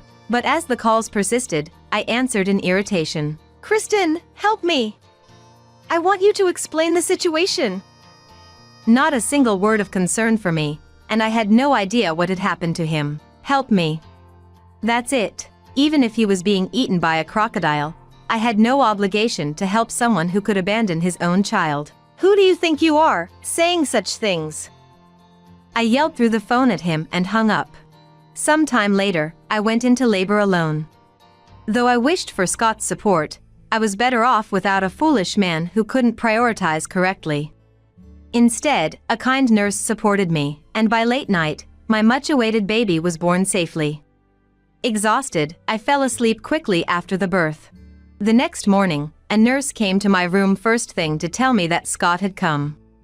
Apparently, he had arrived right after the birth, but seeing how deeply I was sleeping, the nurse kindly sent him away. Honestly, I felt I never needed to see him again. But when he entered the room, looking tired, I couldn't help but ask him what happened. The person who picked me up and took me to the hospital was Misty, an older lady in the neighborhood with whom I was always friendly. She had been like a mother to me, caring for me like her own daughter since I was newly married and insecure. When she asked about Scott in the car, I told her he was taking Evelyn to her hobby class, and she got angry as if it were her own matter. Little did I know that this would end up cornering Scott. After dropping me off, Misty spread the story throughout the neighborhood. Being sociable and always chatting with friends, her influence was significant, and her friends seemed to have confronted Scott en masse. The trouble that he wanted help with was apparently this situation. With that, a huge commotion had formed around our house with many people gathering. As panicked as he was, seeking my help in that situation was clearly a lack of intelligence. I hadn't heard from Evelyn at all, and my mind was already made up. "I'm sorry, but can you leave? I'm not feeling well, and my parents are about to arrive." "Do our parents know about this? I want to apologize. Can I stay?" He spoke in a pitiful, muttering voice. "What are you saying? I don't care about your apologies. I'm busy, so please leave." "Don't say that! Where's the baby? I just want to see her and then I'll go. Just leave. There are other pregnant women here, so get out. I replied coldly and, as he still stood there, I turned my back, lay down, and covered myself with a blanket. Hey, I'm sorry. Can you call Mommy for me? I want to send her a picture of the baby. Can I call a nurse? Unbelievably, Scott reached out and shook me, just as I was about to lose my patience and push him away. What are you doing? Don't touch her.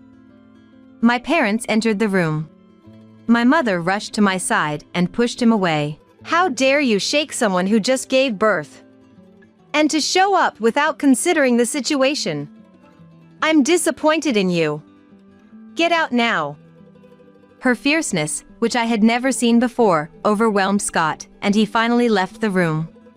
My father followed him, likely giving Scott a thorough scolding. During my hospital stay, I refused to see him and took the baby back to my parents' house after being discharged. Concerned about him doing something, I initiated the divorce over the phone without meeting him. I told him about the divorce papers to be mailed and the compensation claim, ignoring any objections from him. The compensation was for the scrapes and bruises I got when he forcefully made me get out of the car. He tried to make excuses, but I silenced him by mentioning the testimony of Misty and her husband and the photos of the injuries taken that day. The lawyer said the costs for his malicious actions towards a pregnant woman would be significant. While I was busy with the baby, Evelyn barged into my parents' house once. The rumor spread by Misty persisted, and the neighbor's gaze was cold. She blamed everything on me for not respecting her and her son, but my strict father handled it all. Both Evelyn and Scott were dealt with by my father, making me think it should have been this way from the start. But he said, the head of the family doesn't always stand out in the open. He was strangely trying to be cool about it. When I became accustomed to parenting, I invited Misty to my parents' house and introduced her. She quickly became friends with my mother, as they were of the same generation, and we all agreed to keep in touch. During that visit, Misty shared a story she had heard from a friend who works part-time at my ex-husband's company. Her friend, like Misty, loves gossip and apparently let slip the story of Scott to others. This quickly spread and was exaggerated, leading to a decline in his reputation. The contrast between his portrayal as a dedicated new father and the reality had a significant impact, and he resigned from his job, facing cold treatment from his bosses and colleagues. Now in his late 30s, jobless and without qualifications, he became a recluse, living off Evelyn's pension and savings, fearful of the neighbor's judgment. Years later, out of the blue, I received another call from him. Hey, where are you? I'm in front of your parents' house, but nobody's inside. His first words were curt, so I responded similarly. Can't you understand? We've moved. What do you want? Moved? Did you use the compensation money I gave you to enjoy yourself? Come back right now, let's start over. Mommy wants to see you too. Your words make no sense. Why would I benefit from going back to you? Still talking about Mommy after all this time? I don't want to hear anything from you, so don't call me again. I hung up without waiting for a reply, and my phone kept lighting up for a while. After finally setting up call blocking, I started receiving messages from him, asking for reconciliation. I read them just in case, but they were all nonsensical, saying things like, "Don't you feel sorry for the child not having a father? It's ungrateful not to let Mommy see you after all she's done for you." So, I deleted all the messages and changed my email address. Although what happened was awful, it allowed me to proceed with the divorce advantageously and impose sanctions on him. Having such a worthless person in our lives would be worse for my child. Thinking so, I've been enjoying a relaxed parenting life, supported by my parents, who have become wonderful grandparents. When my husband is at work, he thinks he's royalty. You get suspicious because you do whatever you want. He accuses. I was trembling with anger at my husband's selfish words. I swore in my heart that I would never forgive him, and that I would get my revenge. My name is Luna, I'm 26 years old. My husband Jackson is 35, and we've been married for 3 years. But I have a problem. It's about Jackson's mother, my mother-in-law, Grace. Grace is oddly suspicious of me having an affair. I know why. Jackson's brother Matthew recently got divorced because of his ex-wife's affair. I've met her a few times, but she never seemed like that kind of person. However, she fell for her affair partner and left Matthew, abandoning their home. Matthew was so shocked by his ex-wife's infidelity that he changed drastically after the divorce. Once cheerful and always smiling, he became withdrawn, not leaving his room for days. He couldn't go to work and was diagnosed with depression at the hospital. Because of that, he had to quit his job, which had been going well. Seeing Matthew's life thrown into chaos because of the affair, Grace became overly worried that Jackson might suffer the same fate. Grace, always a worrier, even had me investigated before we got married. She hired a detective agency to look into my background. I found out when friends and colleagues at work told me strangers were asking about me. I was perplexed to learn I was being investigated behind my back, but my desire to marry Jackson was so strong that I didn't pay much attention to it. But with the recent divorce drama of my brother-in-law, Grace started openly suspecting me. "Luna, you got home after 10 p.m. yesterday. What were you doing out so late?"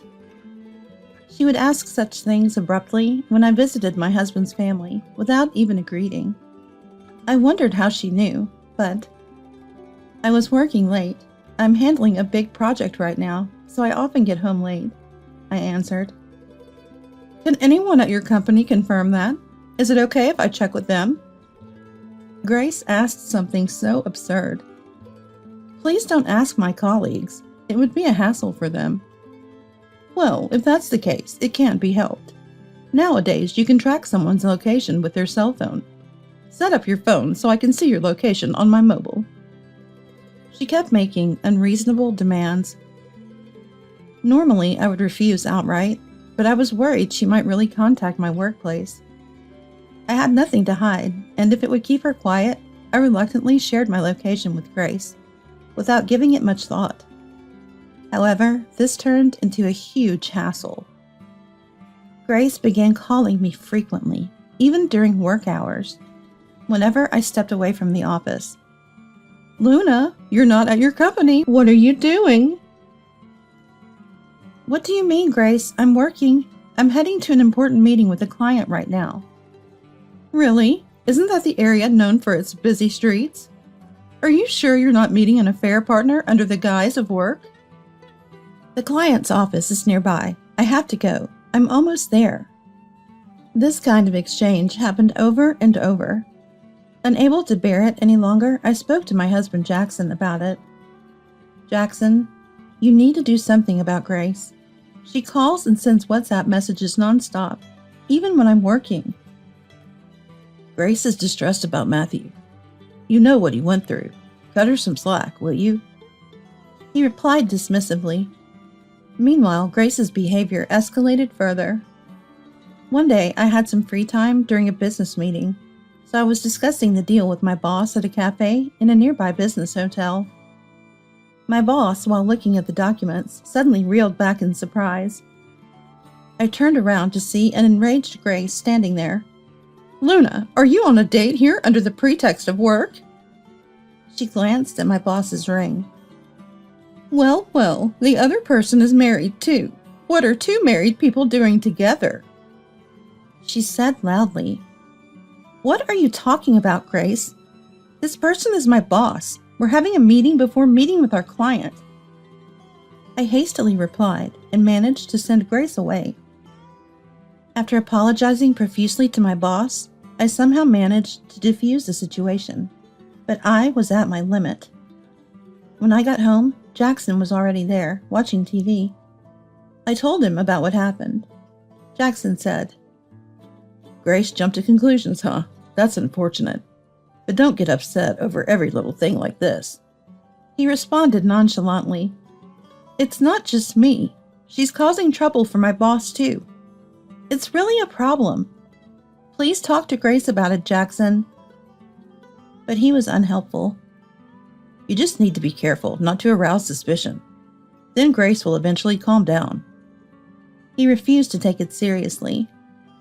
After that incident, Grace became even harsher towards me, constantly suspecting something between my boss and me. No matter how many times I appealed to Jackson, he showed no signs of taking action. Due to Grace's behavior, arguments with my husband increased, and our marriage started to deteriorate. Jackson, perhaps to avoid my frustration, started working late and often didn't come home until midnight. He would have dinner outside, and began saying he had business trips on weekends, making it difficult for us to spend time together. Despite all this, the baseless suspicions from Grace didn't stop, and the relentless questioning continued. One day, seeing how tired I looked from Grace's baseless accusations, my best friend since college and colleague at work, Aria, invited me out for lunch. "Luna, are you okay? You seem really exhausted lately," she asked with concern as soon as we sat down. "It's really become a problem." I started and told Aria about what was happening. "Wow, that's tough. I remember Grace investigated you before your marriage too. These continuous days would wear anyone down. Hey, since your husband's away on a business trip, why don't we go on a trip for a change of scenery?" "A trip? Huh. Actually, there's a famous love shrine I've always wanted to visit. Let's spend a night and enjoy some good food," Aria suggested. Indeed, staying at home only meant getting drained by Grace's constant calls, even for a short outing. So I decided to take up Aria's offer for an overnight trip over the weekend. I informed Grace in advance that I'd be traveling with a female friend. First, we headed to the Love Shrine, famous for matchmaking, Aria's main destination. It was a popular spot, bustling with couples. While looking at the wishes written on paper, "Luna, look at this." Aria called me over. Next to her, she pointed at a piece of paper. It read, "I hope my beloved leaves his wife soon so we can be together." Typical of a spot known for fulfilling romantic wishes, it seemed to attract various kinds of couples. "So many people like this in the world.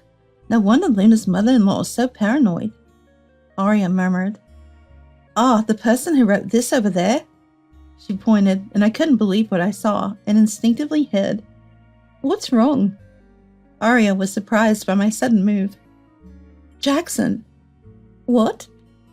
"The person with the one who wrote that paper? It's Jackson." "What?" There was no mistaking my husband. That was definitely Jackson. Arm in arm with another woman, completely oblivious to our presence. "Wait, Jackson's supposed to be on a business trip, right? I'll go check." Aria, clearly confused, was about to confront Jackson. I grabbed her arm, stopping her. "Well, if he's lying about a business trip, and he is here with another woman, it's clear, even if I don't want to admit it. But if we confront him now, he'll just make excuses. Whether we're getting back together or separating, we need to hold him accountable. We need evidence." Though I was shocked, I calmed down Aria, who was even more affected. "Evidence." Muttering this, Aria began to take pictures of the two with her smartphone. "Let's follow them. If we can get a picture of them entering a hotel, it'll be even stronger evidence." Aria then looked at me worriedly. "Sorry, I got a bit carried away. I just can't stand to see you look like this, Luna. You can go back to the end first if you don't want to see this." I felt a warm surge of gratitude and reassurance for Aria's kindness. "Thanks, Aria, but I'm okay. I want to see it with my own eyes." Resolved, Aria and I followed Jackson and the woman, capturing the moment they cozily entered a hotel arm in arm on our mobile phones. This was indisputably an affair. The next night, when Jackson returned from his trip, I casually probed him. "Welcome back. How was your business trip? Where did you go? To the neighboring state. Why ask? Doesn't matter where I went. I'm exhausted from working for 2 straight days. What did you do over the weekend? I went on an overnight trip with Arya. A trip? Huh, must be nice to do that while your husband's working. No wonder Grace suspects you. I'm tired. I'm going to take a shower. With those unbelievable words, Jackson headed to the bathroom. Unbelievable. He doesn't mention his own affair, but blames me instead. My anger reached its peak. Ah, I see. So he hadn't stopped Grace's attacks on me to keep the focus off himself. Seeing Jackson's attitude, any thought of reconciling with him disappeared. But I couldn't let my anger out now. Before thinking about divorce, I needed more evidence to turn things in my favor. I decided to start my revenge against Jackson. First, I told Arya about it. So you decided to leave him. I support your decision, Luna. I'll send you the photos we took at the shrine. Having Arya's support felt incredibly empowering. Thank you. I expressed my heartfelt gratitude.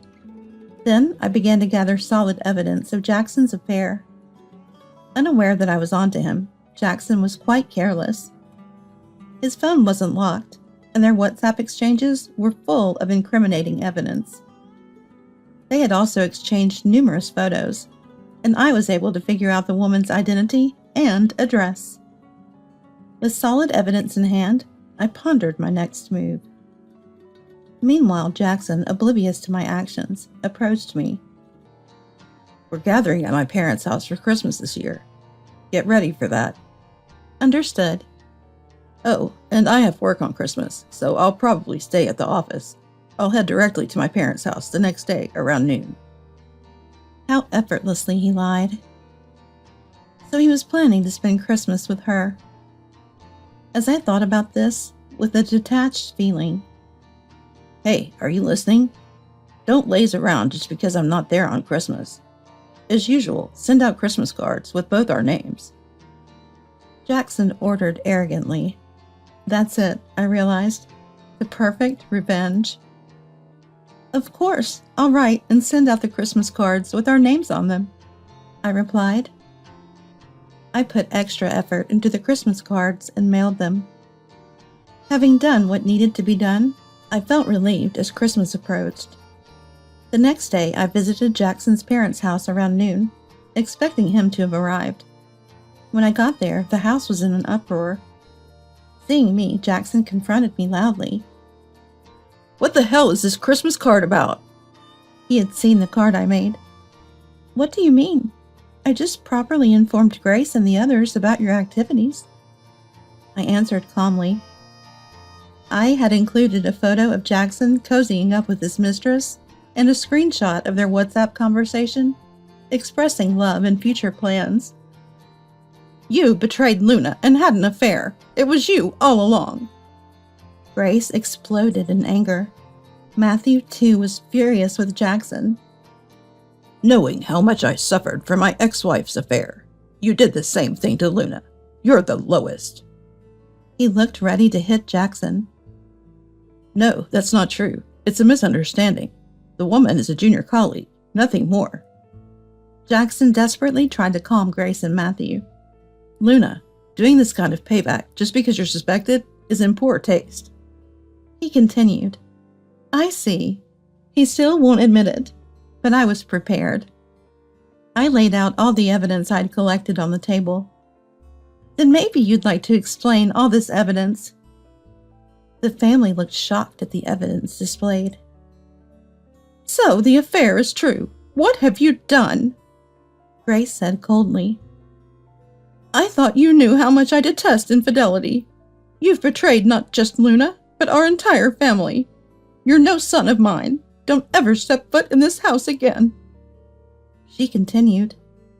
Grace then apologized to me. Luna, I'm so sorry. I've been terribly suspicious of you since Matthew's incident. I should have doubted my own son. I'm ashamed as a parent. Sorry. It's okay. I'm glad the misunderstanding is cleared up in the end, I replied. In the end, Jackson muttered, looking at me. I then presented him with the divorce papers. We're separating right now. I'll be claiming a fair compensation in the divorce court. There's plenty of evidence, and you have no right to refuse. To my surprise, Jackson was defiant. Grace, Luna, do whatever you want. I was planning to divorce Luna and be with her anyway. She's way richer than our family, so being disowned doesn't bother me at all. While Jackson was saying this, he began calling his mistress Harper. Yeah, it's me. Be happy. I just got divorced. Now we can be together whenever. Harper's loud voice, audible to us all, shouted in response. What are you talking about, Jackson? What have you done? Because of the Christmas card you sent, I'm in big trouble. My parents are furious and say they'll disown me if I don't break up with you. What are you going to do about this? Jackson glared at me as he heard her scream. Indeed, I had sent the same Christmas card to Harper's house too. That's right, as you guessed, I sent Harper's family the same Christmas card. Since it was from both of us, I'm sure her parents got the message, I explained. It seemed Jackson and his mistress planned to rely on her parents' support for their future life. Jackson had apparently told her parents he was already divorced. Learning their relationship was an affair, her parents were understandably enraged. My life's in jeopardy, not to mention the marriage. I'm not going to break ties with my parents just to be with you. Don't contact me ever again. With that, Harper hung up. Jackson, dumped by the mistress he thought he would be with, suddenly changed his tune. Young women are no good. Looks like Luna's the only one for me, he muttered conveniently. You seem to be misunderstanding something. Even if you're okay with it, I'm not. I have no intention of getting back with a cheater like you. Just sign the divorce papers quickly. I rejected him. Jackson, urged by his family, signed the divorce papers and handed them to me, downcast. Then I told him, You're not the only one who received this Christmas card. It'll be interesting to see you go back to work after the holidays. When I said that, What do you mean? I heard my husband's voice behind me as I left his parents' house. Jackson later discovered the full extent of my revenge. I had sent the same Christmas cards to all the company contacts Jackson had exchanged with, just like the ones sent to our families. The Christmas card became the talk of the company. Due to this, Jackson, recently promoted to director, was demoted, derailing his career. Losing credibility in his job, he now faced uncertain days, possibly being on the list for layoffs. On top of that, with the compensation for the divorce leaving him financially strained, the demotion and reduced salary would only make his life harder. But as a divorced woman, that was no longer my concern. To avoid the hassle of dealing with everything myself, I left all the proceedings to a lawyer and refused any contact with Jackson. Thanks to fairly dividing our savings, I was able to move out immediately after the divorce. This freed me from any ties with Jackson, leaving me feeling incredibly relieved and clear-headed. Having completed all the procedures, I took Arya out for a meal to express my gratitude. Everything's finally over. Thanks so much for your help, Arya. Luna, you did great. I never thought you'd go this far for revenge. But they say even the nicest people can be scary when they're angry. Arya said, and we both laughed. Hi, Luna. As a reward for all this, let's go on a revenge trip. A revenge trip? Yes, back to that matchmaking shrine. Last time we couldn't really make our wishes because of everything going on. Thanks to that, I'm still single. Arya joked, puffing her cheeks. Indeed, the paper written by Jackson's mistress wished for Jackson and me to split so she could be with him, a wish that, in a way, was half fulfilled. In that sense, the shrine might actually have some power. I laughed at the thought. Luna, what are you laughing about? Arya asked. Nothing, I replied, and we began planning our trip. Mother-in-laws and daughter-in-laws are strangers. We don't interact except at weddings and funerals. Dale, my daughter's fiancé, said with a smile during the family meeting for her wedding. What do you mean by that, Dale?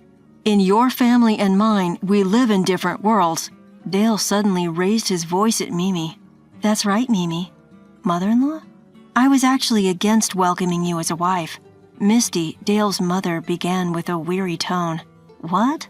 Mimi seemed shocked. I only agreed to this marriage because Dale insisted. You're right, Mom. We can't depend on Mimi for financial support. They're poor, Dale added. Mimi was dumbfounded. My husband furrowed his brows, looking puzzled. Understood. Mom? Mimi looked at me as if questioning my response. We'll also maintain our distance as strangers, not just at weddings and funerals. We won't interact at all, I stated firmly. My name is Elise, 61 years old, nearing retirement age. I used to work for a major company, but now run a small business with my husband, Tyler, a former colleague. We're thriving, and it's reassuring to work together. Our daughter, Mimi, is our beloved only child. Busy with work, we could only spend rare days off with her. Sometimes I had to multitask with work calls, even then. Yet Mimi always clung to me since she was little. When I was down about a mistake at work, she would pat my head with her small hands, asking, Are you okay, Mom? Although busy, I'm grateful she grew up to be a considerate and kind child. After Mimi started working, she introduced us to Dale. My first impression of Dale was of a refreshing, good-natured young man. He and Mimi worked at the same company, in a supervisor-subordinate relationship. They started dating after he encouraged her through a work mistake. Dale was a handsome, modern-looking young man. He came to greet us in a suit, which was formal but somehow stylish. His way of speaking was fine, too. He gave us the impression of being considerate, asking things like, How do Elise and Tyler usually spend their weekends? I've decided to get married. One day, out of the blue, Mimi announced. The guy she's talking about is Dale, who she introduced recently. My husband and I were quite surprised by the sudden news. It was unexpected because Dale didn't mention marriage during his last visit. Back then, Mimi only said they were considering their future, so this sudden development left us baffled. Mimi said, At first I thought it was too soon for marriage. We've been dating just about a year. But Dale kept saying, Let's get married, after 6 months of dating, and I felt so needed. It seemed she was won over by Dale's persistence. Yet, while saying this, Mimi looked genuinely happy with a bright smile. My husband also seemed thrilled, saying, I've always dreamed of going fishing with my son-in-law, his joy visibly apparent. However, one thing bothered me. Dale hadn't been in touch for a while after that. I thought if he really wanted to marry Mimi, he should have come to greet us right away. When my husband proposed to me, he immediately discussed visiting my parents and came in a neatly tailored suit. But Dale hadn't done anything like that. I wondered, is this how all young people are these days? By the way, Elise and Tyler, where do you work? Dale asked today as he came with Mimi for the first time in a while to report about their marriage. It seems Mimi had asked Dale to report their marriage to us parents. In the middle of our casual conversation, Dale suddenly inquired. We run our own business, so we're not employed by anyone. I answered without any trouble. Does that mean you're the boss? Wow, that's impressive. Dale seemed a bit surprised. No, it's nothing grand. We're not running a company, just doing some small work on our own, I modestly replied. Does that mean you don't have any other employees? Dale looked even more astonished. Yeah, it's just the two of us handling small-scale work, I said. Suddenly, Dale's expression turned sly and slightly malicious. Wow, that must be tough. Can you even make a decent living with that? Dale's change in demeanor surprised me. Not just me, but my husband and Mimi were also taken aback. We managed to make enough not to struggle with our basic needs. I answered calmly, though surprised. No way. Making ends meet through small-scale work must be tough. Wouldn't it be better to get a proper job at a company? I bet your income is low and life is a struggle, right? Dale said. "Hey, Dale," Mimi interjected, looking startled.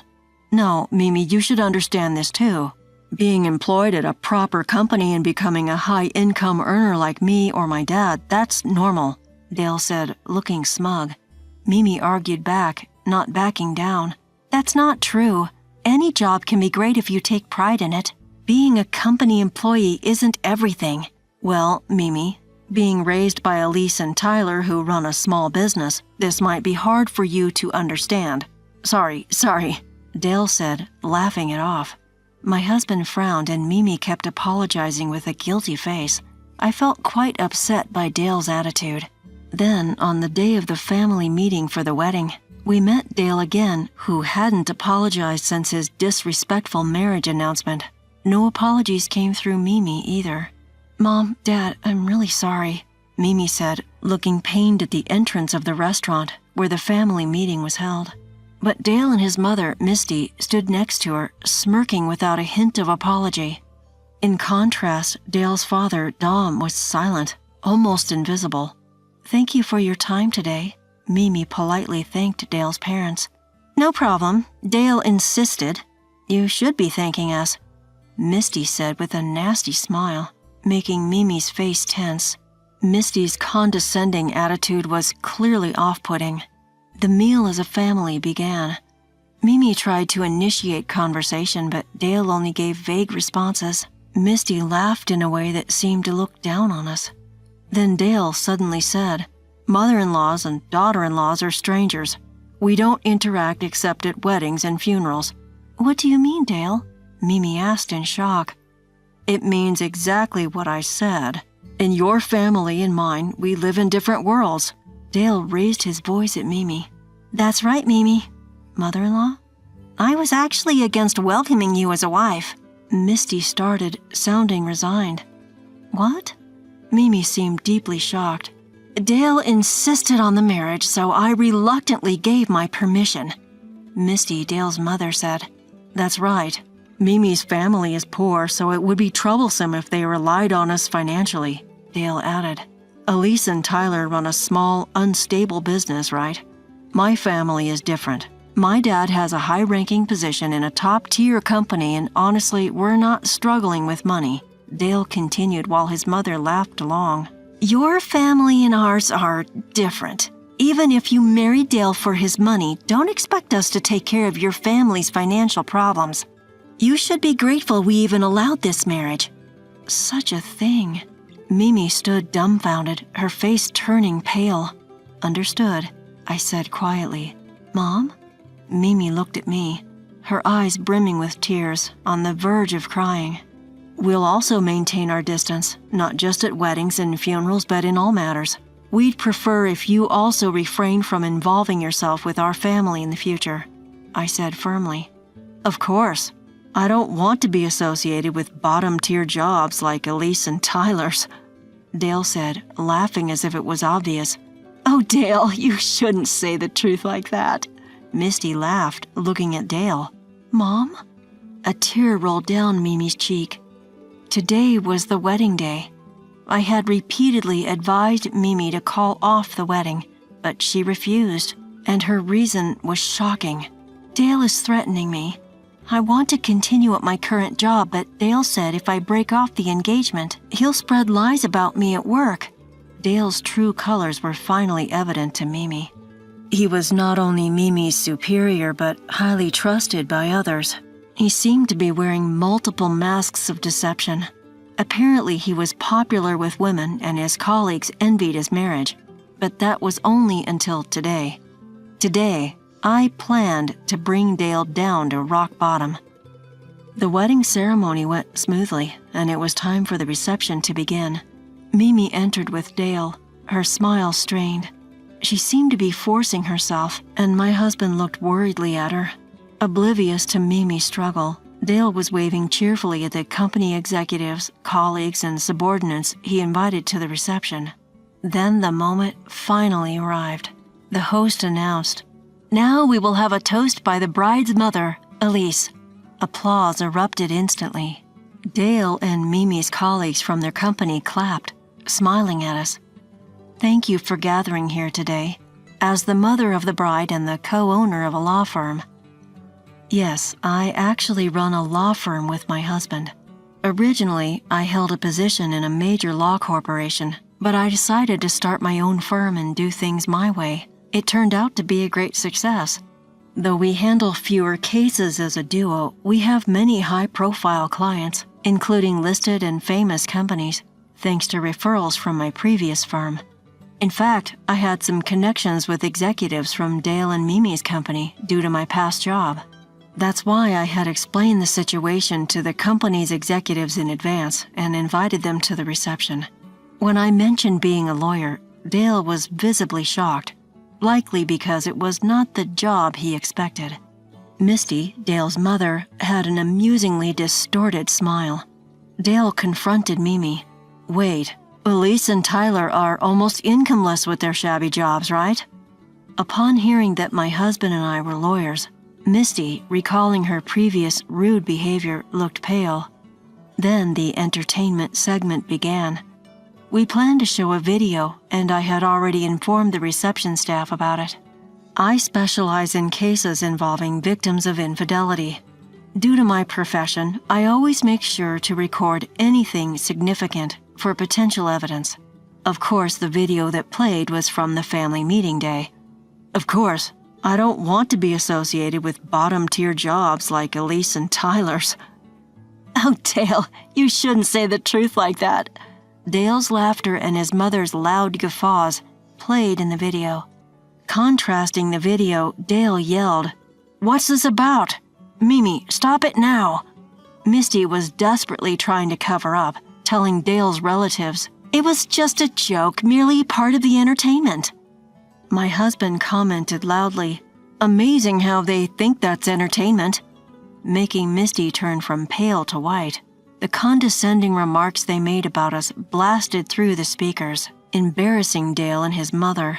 I also had footage of Dale visiting hotels with women other than Mimi, which I played next. A detective who works with our law firm had helped gather this evidence. Dale, apparently not satisfied with just Mimi, was seen with various women. Given his good looks, he had no trouble with his escapades. The video showed different women each time, indicating numerous affairs. Some of the footage was definitely not suitable for a wedding reception, eliciting screams of shock and confusion, especially from the female colleagues at his company. Eventually, the reception was abruptly called off. With his true character and infidelity exposed, Dale's social standing was undoubtedly ruined. Moreover, not only colleagues but also the upper management of his company were present, including some from human resources. One of the executives, as he was leaving, sternly told Dale, "I'm disappointed in you. We will discuss this matter in a company meeting. Be prepared for the consequences regarding your future in the company." Dale, turning pale, weakly replied, "Yes." It seemed Dale's mother had fainted midway through the ordeal. The reception hall buzzed with whispers and stares at the two of them. Dale's relatives were quietly discussing how to handle the situation. I overheard someone muttering, "Just like his mother, Dale has the worst personality." It appeared that Dale's misconduct wasn't entirely hidden from his relatives. None of Mimi's colleagues even tried to make eye contact with Dale. Some of Dale's batchmates, whom he had invited, looked at him with contempt and quietly left the reception early. Dale, who had been popular until then, often received Valentine chocolates and coffee from female colleagues, apparently treated quite favorably. But now the situation had changed. The women at the reception viewed Dale as an enemy, and one particularly influential woman among them seemed ready to get involved with Dale, but in a negative way. As expected, Mimi and Dale's marriage was called off. Since they planned to register the marriage after the ceremony, Mimi's family registry remained untarnished. Given Dale's affairs during their relationship, we decided to demand a substantial sum for damages, including wedding expenses. It was a small price to pay, considering Mimi's feelings. According to the detective I know, Dale had spent most of his savings on his affairs, leaving him with little for the compensation. He would struggle to arrange the settlement. Surprisingly, it was Dale's previously indifferent father who reacted. triggered by the incident. Dale's parents apparently divorced. His father had quietly visited my husband and me before the wedding, apologizing for the family meeting day and hinting at a divorce. We had given him some heartfelt advice. Initially, Dale's father approached us, unaware that my husband and I were lawyers, saying, "I'm thinking of divorcing my wife." He seemed quite surprised when he found out about our profession. He was evidently troubled by Dale's arrogance, his mother's nasty nature, and her extravagant spending habits. We had a thorough conversation with Dale's father before the reception, agreeing to keep our professions and the entire plan a secret. Eventually, Dale's mother's flamboyant spending on hosts and designer bags, leading to a near penniless state, became the final straw in their divorce. According to Dale's father, they had almost depleted their savings, so the divorce was somewhat inevitable. Now, Dale and his mother are living together, and rumor has it they are constantly quarreling. Dale was demoted and transferred to a remote branch office with only one employee, a decision made immediately after the reception. When I spoke to the executives at Dale's company who helped us, it turned out that Dale's new location is typically what's referred to as a layoff room. Dale repeatedly called me after his transfer, apparently realizing that I had connections with the company executives and could potentially influence his career. "You are actually amazing people, right? If only you had told me earlier that you were doing such respectable jobs, I wouldn't have acted that way. Isn't this partly your fault too? Please, talk to the executives so I can get a promotion." I was appalled at Dale's nerve to call me with such requests and surprised that he still thought I could influence his promotion. "Dale, remember what you said? Mother-in-laws and daughter-in-laws are strangers. We don't interact except at weddings and funerals. You and your mother are now complete strangers to us. Whatever happens to you is none of our concern. We have no intention of ever interacting with you again," I told him. I also warned him that if he continued to call, I would involve the police. It's puzzling how someone with such a delusional mindset like Dale could have been so well regarded. Even with a good-looking face, his other qualities were far too negative. He must have deceived everyone with his charming smile. Mimi was ambushed several times by Dale before his transfer, begging her to reconsider their relationship. Despite his deep apologies, Mimi elegantly ignored him. After being treated so horribly, it's only natural she wouldn't want anything to do with him. Repeatedly, Dale's mother also called and wrote letters saying, "Please reconsider with Dale." Desperate because her only source of income was her beloved son, she was relentless. Of course, we firmly refused any contact with Dale's mother. Regarding the phone calls, my husband firmly said, "Could you please not rely on our family? After all, we are complete strangers to you. Besides, since you think of us as poor, you shouldn't need our help, right?" He then forcefully hung up the receiver. He also tore up the letters, clearly very upset by the whole situation. Of course, we consulted with the executives of Dale and Mimi's company about this matter. They assured us that they would handle it well, which was a relief. Dale's situation might become worse than just being relegated to a layoff room. He's completely off the elite track now, and it's even uncertain if he can stay in the company at all. Well, it's all a result of his own actions. As long as he can earn enough to cover the compensation, that's all that matters. Mimi went through a lot, but she eventually recovered. Perhaps because of what happened, her colleagues were sympathetic and supportive. Having connections with the company's executives through me also seemed to play a significant role. The executives regularly checked in on Mimi, so she didn't face any bad rumors or defamation at work. Being diligent at her job, Mimi is considered a promising employee, and a promotion isn't out of reach. 5 years have passed since then. After the incident, Mimi fell in love with someone she met through a business deal and eventually married. Now she's the mother of a lovely 3-year-old boy and a 1-year-old girl. Her husband, not only serious and devoted, but also more handsome than Dale, is a doting father, always looking after the kids. Mimi often brings her children over, and my husband and I love spending time with our grandchildren. We also have a good relationship with her husband's parents, and frequent family meetings are held. Looking ahead, I plan to lead a busy but fulfilling life, balancing work and family time with my grandchildren. Terrible, Christy. What have I ever done to you? I don't need you anymore. I'm going to live with Mom, so pack your bags and get out. Cutting off my words, my mother-in-law and husband said that. They had no intention of listening to me. I felt my feelings for them cooling. I'm Christy, 27 years old. I've been married to Albert for a year and a half. Albert can be indecisive, but I thought it might be better to be with a more docile person every day, so I decided to marry him. We're a dual-income couple, and we've been cooperating and getting along well. Then, the incident happened right after the New Year. The signal for the start of the incident was the doorbell that rang at 7 a.m. on Sunday.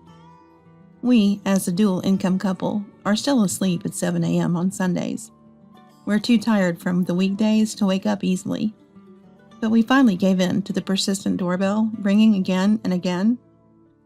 Hello, who is it? I looked at the monitor with sleepy eyes and a groggy voice. There stood my mother-in-law, Greta. Christy, why have you made me wait so long? What? Huh? What, Greta? Greta's cries echoed early in the morning. Shocked, I woke up Albert. I hurried Albert, who was still half asleep, and we opened the front door in our pajamas. Mom, what's going on this early in the morning? Albert, help me, please, I've been thrown out. Saying that, Greta cried even louder. Come in for now. Greta sat down in the middle of a 3-seater sofa once inside. What happened, Mom? Did you fight with Becky? We didn't fight. Becky unilaterally kicked me out. Becky is the wife of Albert's brother, Ken. Greta lives with Ken and Becky. I made the excuse of preparing tea for 3 to escape to the kitchen. What does it mean that Greta was kicked out of Ken and Becky's house? I listened while waiting for the kettle to boil. They always said I made the utility bills high, or they didn't like the taste of my cooking. It's been like that ever since we started living together. Terrible, isn't it? Greta sure is energetic this morning. Her endless complaints keep coming. I sighed deeply. Actually, Greta and I don't get along very well. We just don't click. If I choose right, Greta chooses left. If I say something is good, she says it's bad. It's like that in everything. Greta, Ken, and Becky were already living together when Albert and I got married, so I was relieved that I wouldn't have to live with Greta. But this was a bolt from the blue. I never expected Greta to be kicked out and come to our house. This morning I finally couldn't stand it and talked back, and then they told me to get out. I'm so sad and ashamed. I thought Becky wasn't that unreasonable, but is it true? Tea's ready. Thank you, Christy. You're on my side, right? Great. I have nowhere else to go. Please let me stay here. What? I really struggle with Greta's habit of unilaterally deciding things. I had a hard time at our wedding because of this. She decided on the wedding cake and dress on her own. Don't decide on your own. It's our wedding, Albert's and mine. And since Greta and I have opposite tastes, none of it matched what I had in mind. I had a tough time convincing Greta not to create a fuss and changing things to match our wishes. Bitter memories. Even after getting married, she makes plans without considering our convenience. We had to reschedule or adjust work because of her. I have common sense, you know. I wouldn't dream of taking Christy's room. I'll just borrow a little space in Albert's room, so don't worry. No. Common sense, really? And live here. This is all so sudden. Our home is a 2-bedroom, company-owned house. Albert and I each have our own room. There's no spare room. Even if she borrows part of Albert's room, our house is small. It was inevitable that problems would arise immediately. Is she really going to settle here? Greta? A crazy thing happened on a Sunday morning. After breakfast, Greta holed up in Albert's room. Albert went into his room to listen to Greta's story. I sighed deeply while cleaning up after the breakfast for 3. First, I decided to talk to Becky. Since Albert is listening to Greta, I'll leave that to him. I need to understand the situation by combining both sides of the story. Albert, Greta, I'm going out to do some shopping for lunch. I called out from the living room, and Albert and Greta showed their faces from the door. Take care. Be careful, Christy. Okay. Two similar faces peeked out from the door. They really are mother and son, I thought again. I went shopping and stopped at the park to call Becky. I had emailed her before leaving the house, so Becky answered quickly. Christy, are you okay? Greta must be causing trouble, right? Becky started with that. Becky, are you feeling mentally drained? It's Ken who's suffering more. Ken? Huh? Ken, who Greta never mentioned, is struggling? What does that mean? What did Greta tell you? Well, I honestly told Becky everything I heard from Greta. Then Becky, with a serious tone, said, I thought as much. Don't believe what Greta says, Christy. Becky's story went like this. Before living together, Greta, Ken, and Becky had discussed how much money each would contribute to the household monthly. But that only lasted a few months. Greta stopped contributing money at all. Ken repeatedly asked Greta to stick to the agreement, but she wouldn't listen. Greta had quit her job unexpectedly. Then she began taking money that Becky left at home for expenses, including food and the kids' ballet class fees. When Becky protested, Greta played the victim. The situation had actually been going on for a while. Albert and I had no idea. Ken and Becky started avoiding leaving money at home. Proud Greta didn't ask Ken and Becky for money, managing with her savings and pension. Then Albert got involved. We had given Greta some money, saying he won big in gambling. That's when things changed. Greta started belittling her eldest son and praising her youngest. And this morning, I'm fed up with this awful life. Albert will treat me better. Greta stormed into Ken and Becky's bedroom saying that, and then left. That was just before 6 a.m. today. I was puzzled. Greta's story was completely different. Becky advised me worriedly, whatever you do, don't make promises to Greta. Don't believe her. Understood. I ended the call. As I shopped, I compared Greta and Becky's stories. They didn't match at all. What should I believe? For now, I need to talk to Albert. I'm back. When I returned home, Greta and Albert had moved to the living room. They greeted me with smiles. Welcome back. We're going out to buy things Mom needs for living here. You rest, Christy. We'll have lunch out. What? I said I was going out for lunch shopping, right? Eating out. And what does she mean by things for living here? Is she really planning to stay? For how long? Not forever, right? Then we're off. Wait, just a minute. Albert and Greta left without listening to my objections. You must be kidding. I couldn't believe it. I don't care if it sounds narrow-minded. Living with Greta? No. It would be stressful, overwhelming, a life of constant tolerance. What should I do? It seems Greta had no intention of returning to Ken and Becky's. Albert appears accepting of living with Greta. I doubt Ken and Becky would chase after Greta if she left. This is bad.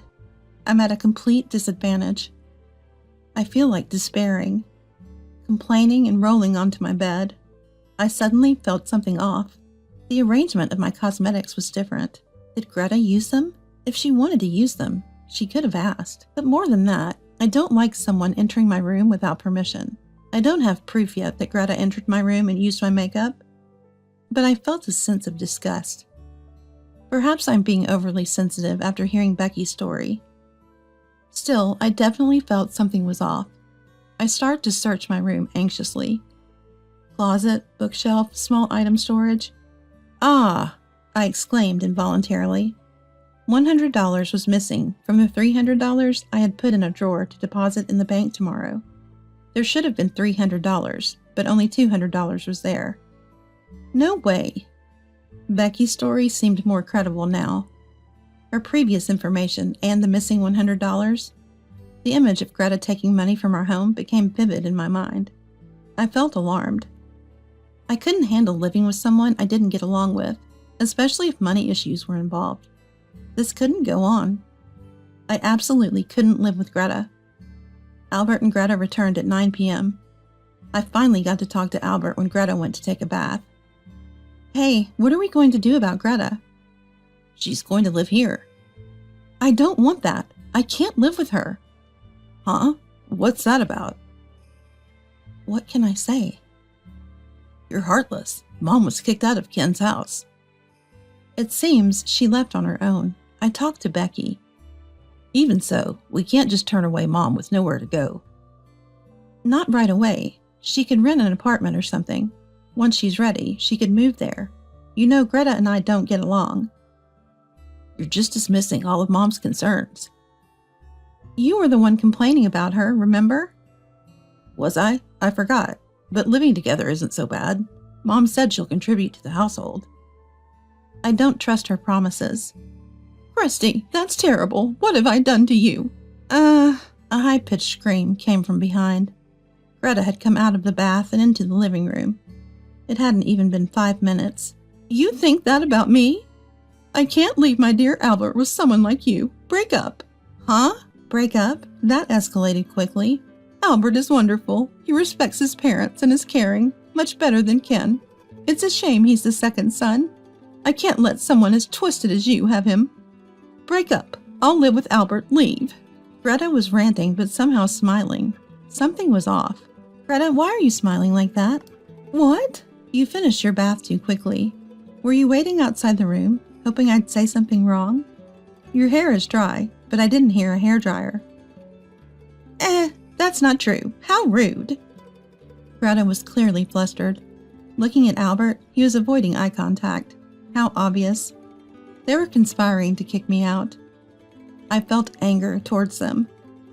Who's the terrible one now? Albert, what is this about? Me? As if there's anyone else here to call upon. Albert looked back and forth between me and Greta. Me with my eyes narrowed in anger, and Greta with her wicked smile. Albert, it's okay, just say it. Greta urged Albert. Then he nodded and spoke up assertively. I want to live with Mom, not you. You're the one who should leave. Pack your bags and go. Huh? My voice came from deep within, making Albert flinch. See, Albert also can't live with you. You're the problem, Christy. Greta pointed at me as if accusing a criminal. That's right. That's right. Albert joined in, waving his arms. What a coward. Scared just a moment ago. My love for Albert disappeared at that moment. Completely and utterly. What kind of man is this? He didn't listen to me at all, just followed Greta's words. Infuriating. Unforgivable. Fine, divorce it is. Divorce? Christy, how understanding of you at the end. That's great, Albert. That's not the response to a grand gesture like this. I don't need alimony. I'll take all the furniture and appliances I bought. That's okay, right? Sure, that's fine, right, Albert? Greta was in a good mood. Albert was flustered by the rapidly progressing situation. You'll regret this, I thought. That night, we downloaded the divorce papers from the City Hall's website and filled them out. It felt impulsive, but I couldn't stand a life parroticized by Greta. I didn't need an Albert who treated me as an inconvenience either. Greta volunteered to be a witness on the divorce papers. I asked Becky to be the other witness. We submitted the divorce papers promptly. I also advanced the moving out process. After filing for divorce, I stopped talking to Albert and Greta completely. We were like strangers who happened to be on the same flight. The atmosphere was not comfortable, but it was just a matter of enduring until I moved out. On moving day, I directed the movers to take out the furniture and appliances. The belongings quickly disappeared from the house. Greta exclaimed when she saw the air conditioner being removed. Wait, Christy, why are you taking down the air conditioner? Why? I bought it. Where did the TV go? The TV is mine too, and so are the washing machine, vacuum cleaner, microwave, and hairdryer. Before we got married, Albert lived in a furnished studio apartment. I, on the other hand, had my own furniture in a normal rental. When we decided to live together, I brought most of it here. I left the refrigerator, which we bought when we got married, for a bigger one, and the scale. What are you doing? Put them back. We can't live without these. Albert knows most of the furniture and appliances are mine, right? Albert stood dazed, watching the belongings being carried out. The movers seemed concerned about the exchange between me and Greta. I asked them to please continue without minding us. Throughout the process, Greta continued to criticize and blame me, directly and boldly, muttering on the side. looking at Albert and me as if we were something unbelievable. Pretending to cry and collapse, she kept attacking me in various ways. It was impressive how she showed so many reactions in such a short time. I think it's amazing. Maybe Ken became mentally worn down, being constantly spoken ill of by Greta. I feel sympathy for him. When the work was done, I asked Greta, "By the way, have you decided where you're moving to?" "Moving? Where to?" "Yes, after all, this place is a company-owned house of my company." "What?" Greta was shocked. "Company-owned house? Of your employer?" "Yes, so if I leave, you too can't stay here." "What?" "I've already informed my company about the divorce and given them Albert's contact details. I think the HR department will contact you soon." "Goodbye then." I cheerfully said my farewell. Greta looked stunned. Albert just nodded vaguely. My new place is a single-person company-owned house. The one I lived in until recently was a family-type company-owned house. Moving has shortened my commute and given me more time in the mornings. Housework is just for one now. I can even enjoy a drink whenever I like. How comfortable it is to live alone. I was appreciating the joys of living alone when my phone rang after work. It was Albert. Feeling good from the drink, I unwisely answered, even though I should have ignored it. "Christy, I was wrong. Come back," Albert exclaimed as soon as the call connected. "I'm already home." "Not that home. I mean, come back here." Why?" What a ridiculous thing to say. I couldn't help but laugh. "The HR department from your company contacted me. They said I could stay here." "That's good for you." "Not good. This place has a rent of $13,000. "Well, it's a well-located family property." "It's a convenient family property with necessary shops nearby. That's a reasonable price." Until now, there was a company rent assistance, and Albert and I split the remaining rent. That's what the $300 I left at the house was for, $100 of which Greta stole. "I got swayed by Mom. She said she had nowhere to go. I was her only hope. Flattered me. I got carried away trying to protect Mom and was harsh to you. I never really wanted a divorce." "But it's already done. Too late." "And I can't afford to live on my own salary. To furnish the house, pay the rent, and take care of Mom too. It's impossible." "Really? You're realizing this now? It was obvious." "Christy, I was wrong. Please come back." "You told me to leave, and I can't be family with Greta again. Bye." "Just wait, Christy." "I'm not waiting." I turned off my mobile phone and drank a beer. Ah, delicious. I don't need an Albert who neglects me just for a bit of flattery. I forgot about him and happily got drunk. The next morning, I rushed to work in a panic. I turned off my phone last night, forgetting about the alarm, and nearly overslept. When I arrived at work, before the start time, I checked my phone. As expected, there were countless messages from Albert. I ignored them all. What I wanted to see was... There it is, an email from Becky. "Enjoying your single life? Thanks to you, our family's move is complete." Great. They finished moving too. Actually, I had anticipated Albert's failure and suggested moving to Ken and Becky. Albert likely couldn't maintain the standard of living Greta desired, so Greta would inevitably return to Ken and Becky. They definitely wanted to avoid that, so the plan was to move away before Greta shamelessly came back. I made the suggestion when I asked Becky to be a witness for the divorce. Ken and Becky held family meetings and decided to move. Their new location is unknown to me. I texted Becky, "Congratulations, I'm relieved." Months later, Albert and Greta moved out of that company-owned house. They had no choice but to move. They had to, since Albert couldn't afford the $13,000 monthly rent. They moved to an old apartment far from the station, in the opposite direction of my new place. Greta had thought they could live in a company-owned house near the station. That plan failed, and she quickly started blaming Albert. She didn't contribute the promised money either. She once tried returning to Ken and Becky's house, only to find they'd already moved and someone else lived there.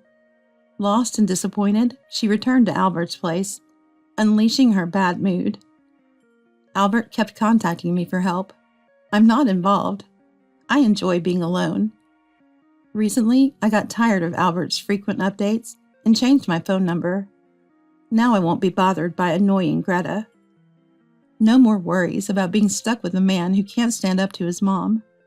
This divorce corrected the course of my life. I just turned 27. A failed marriage is no big deal. There's still so much life ahead.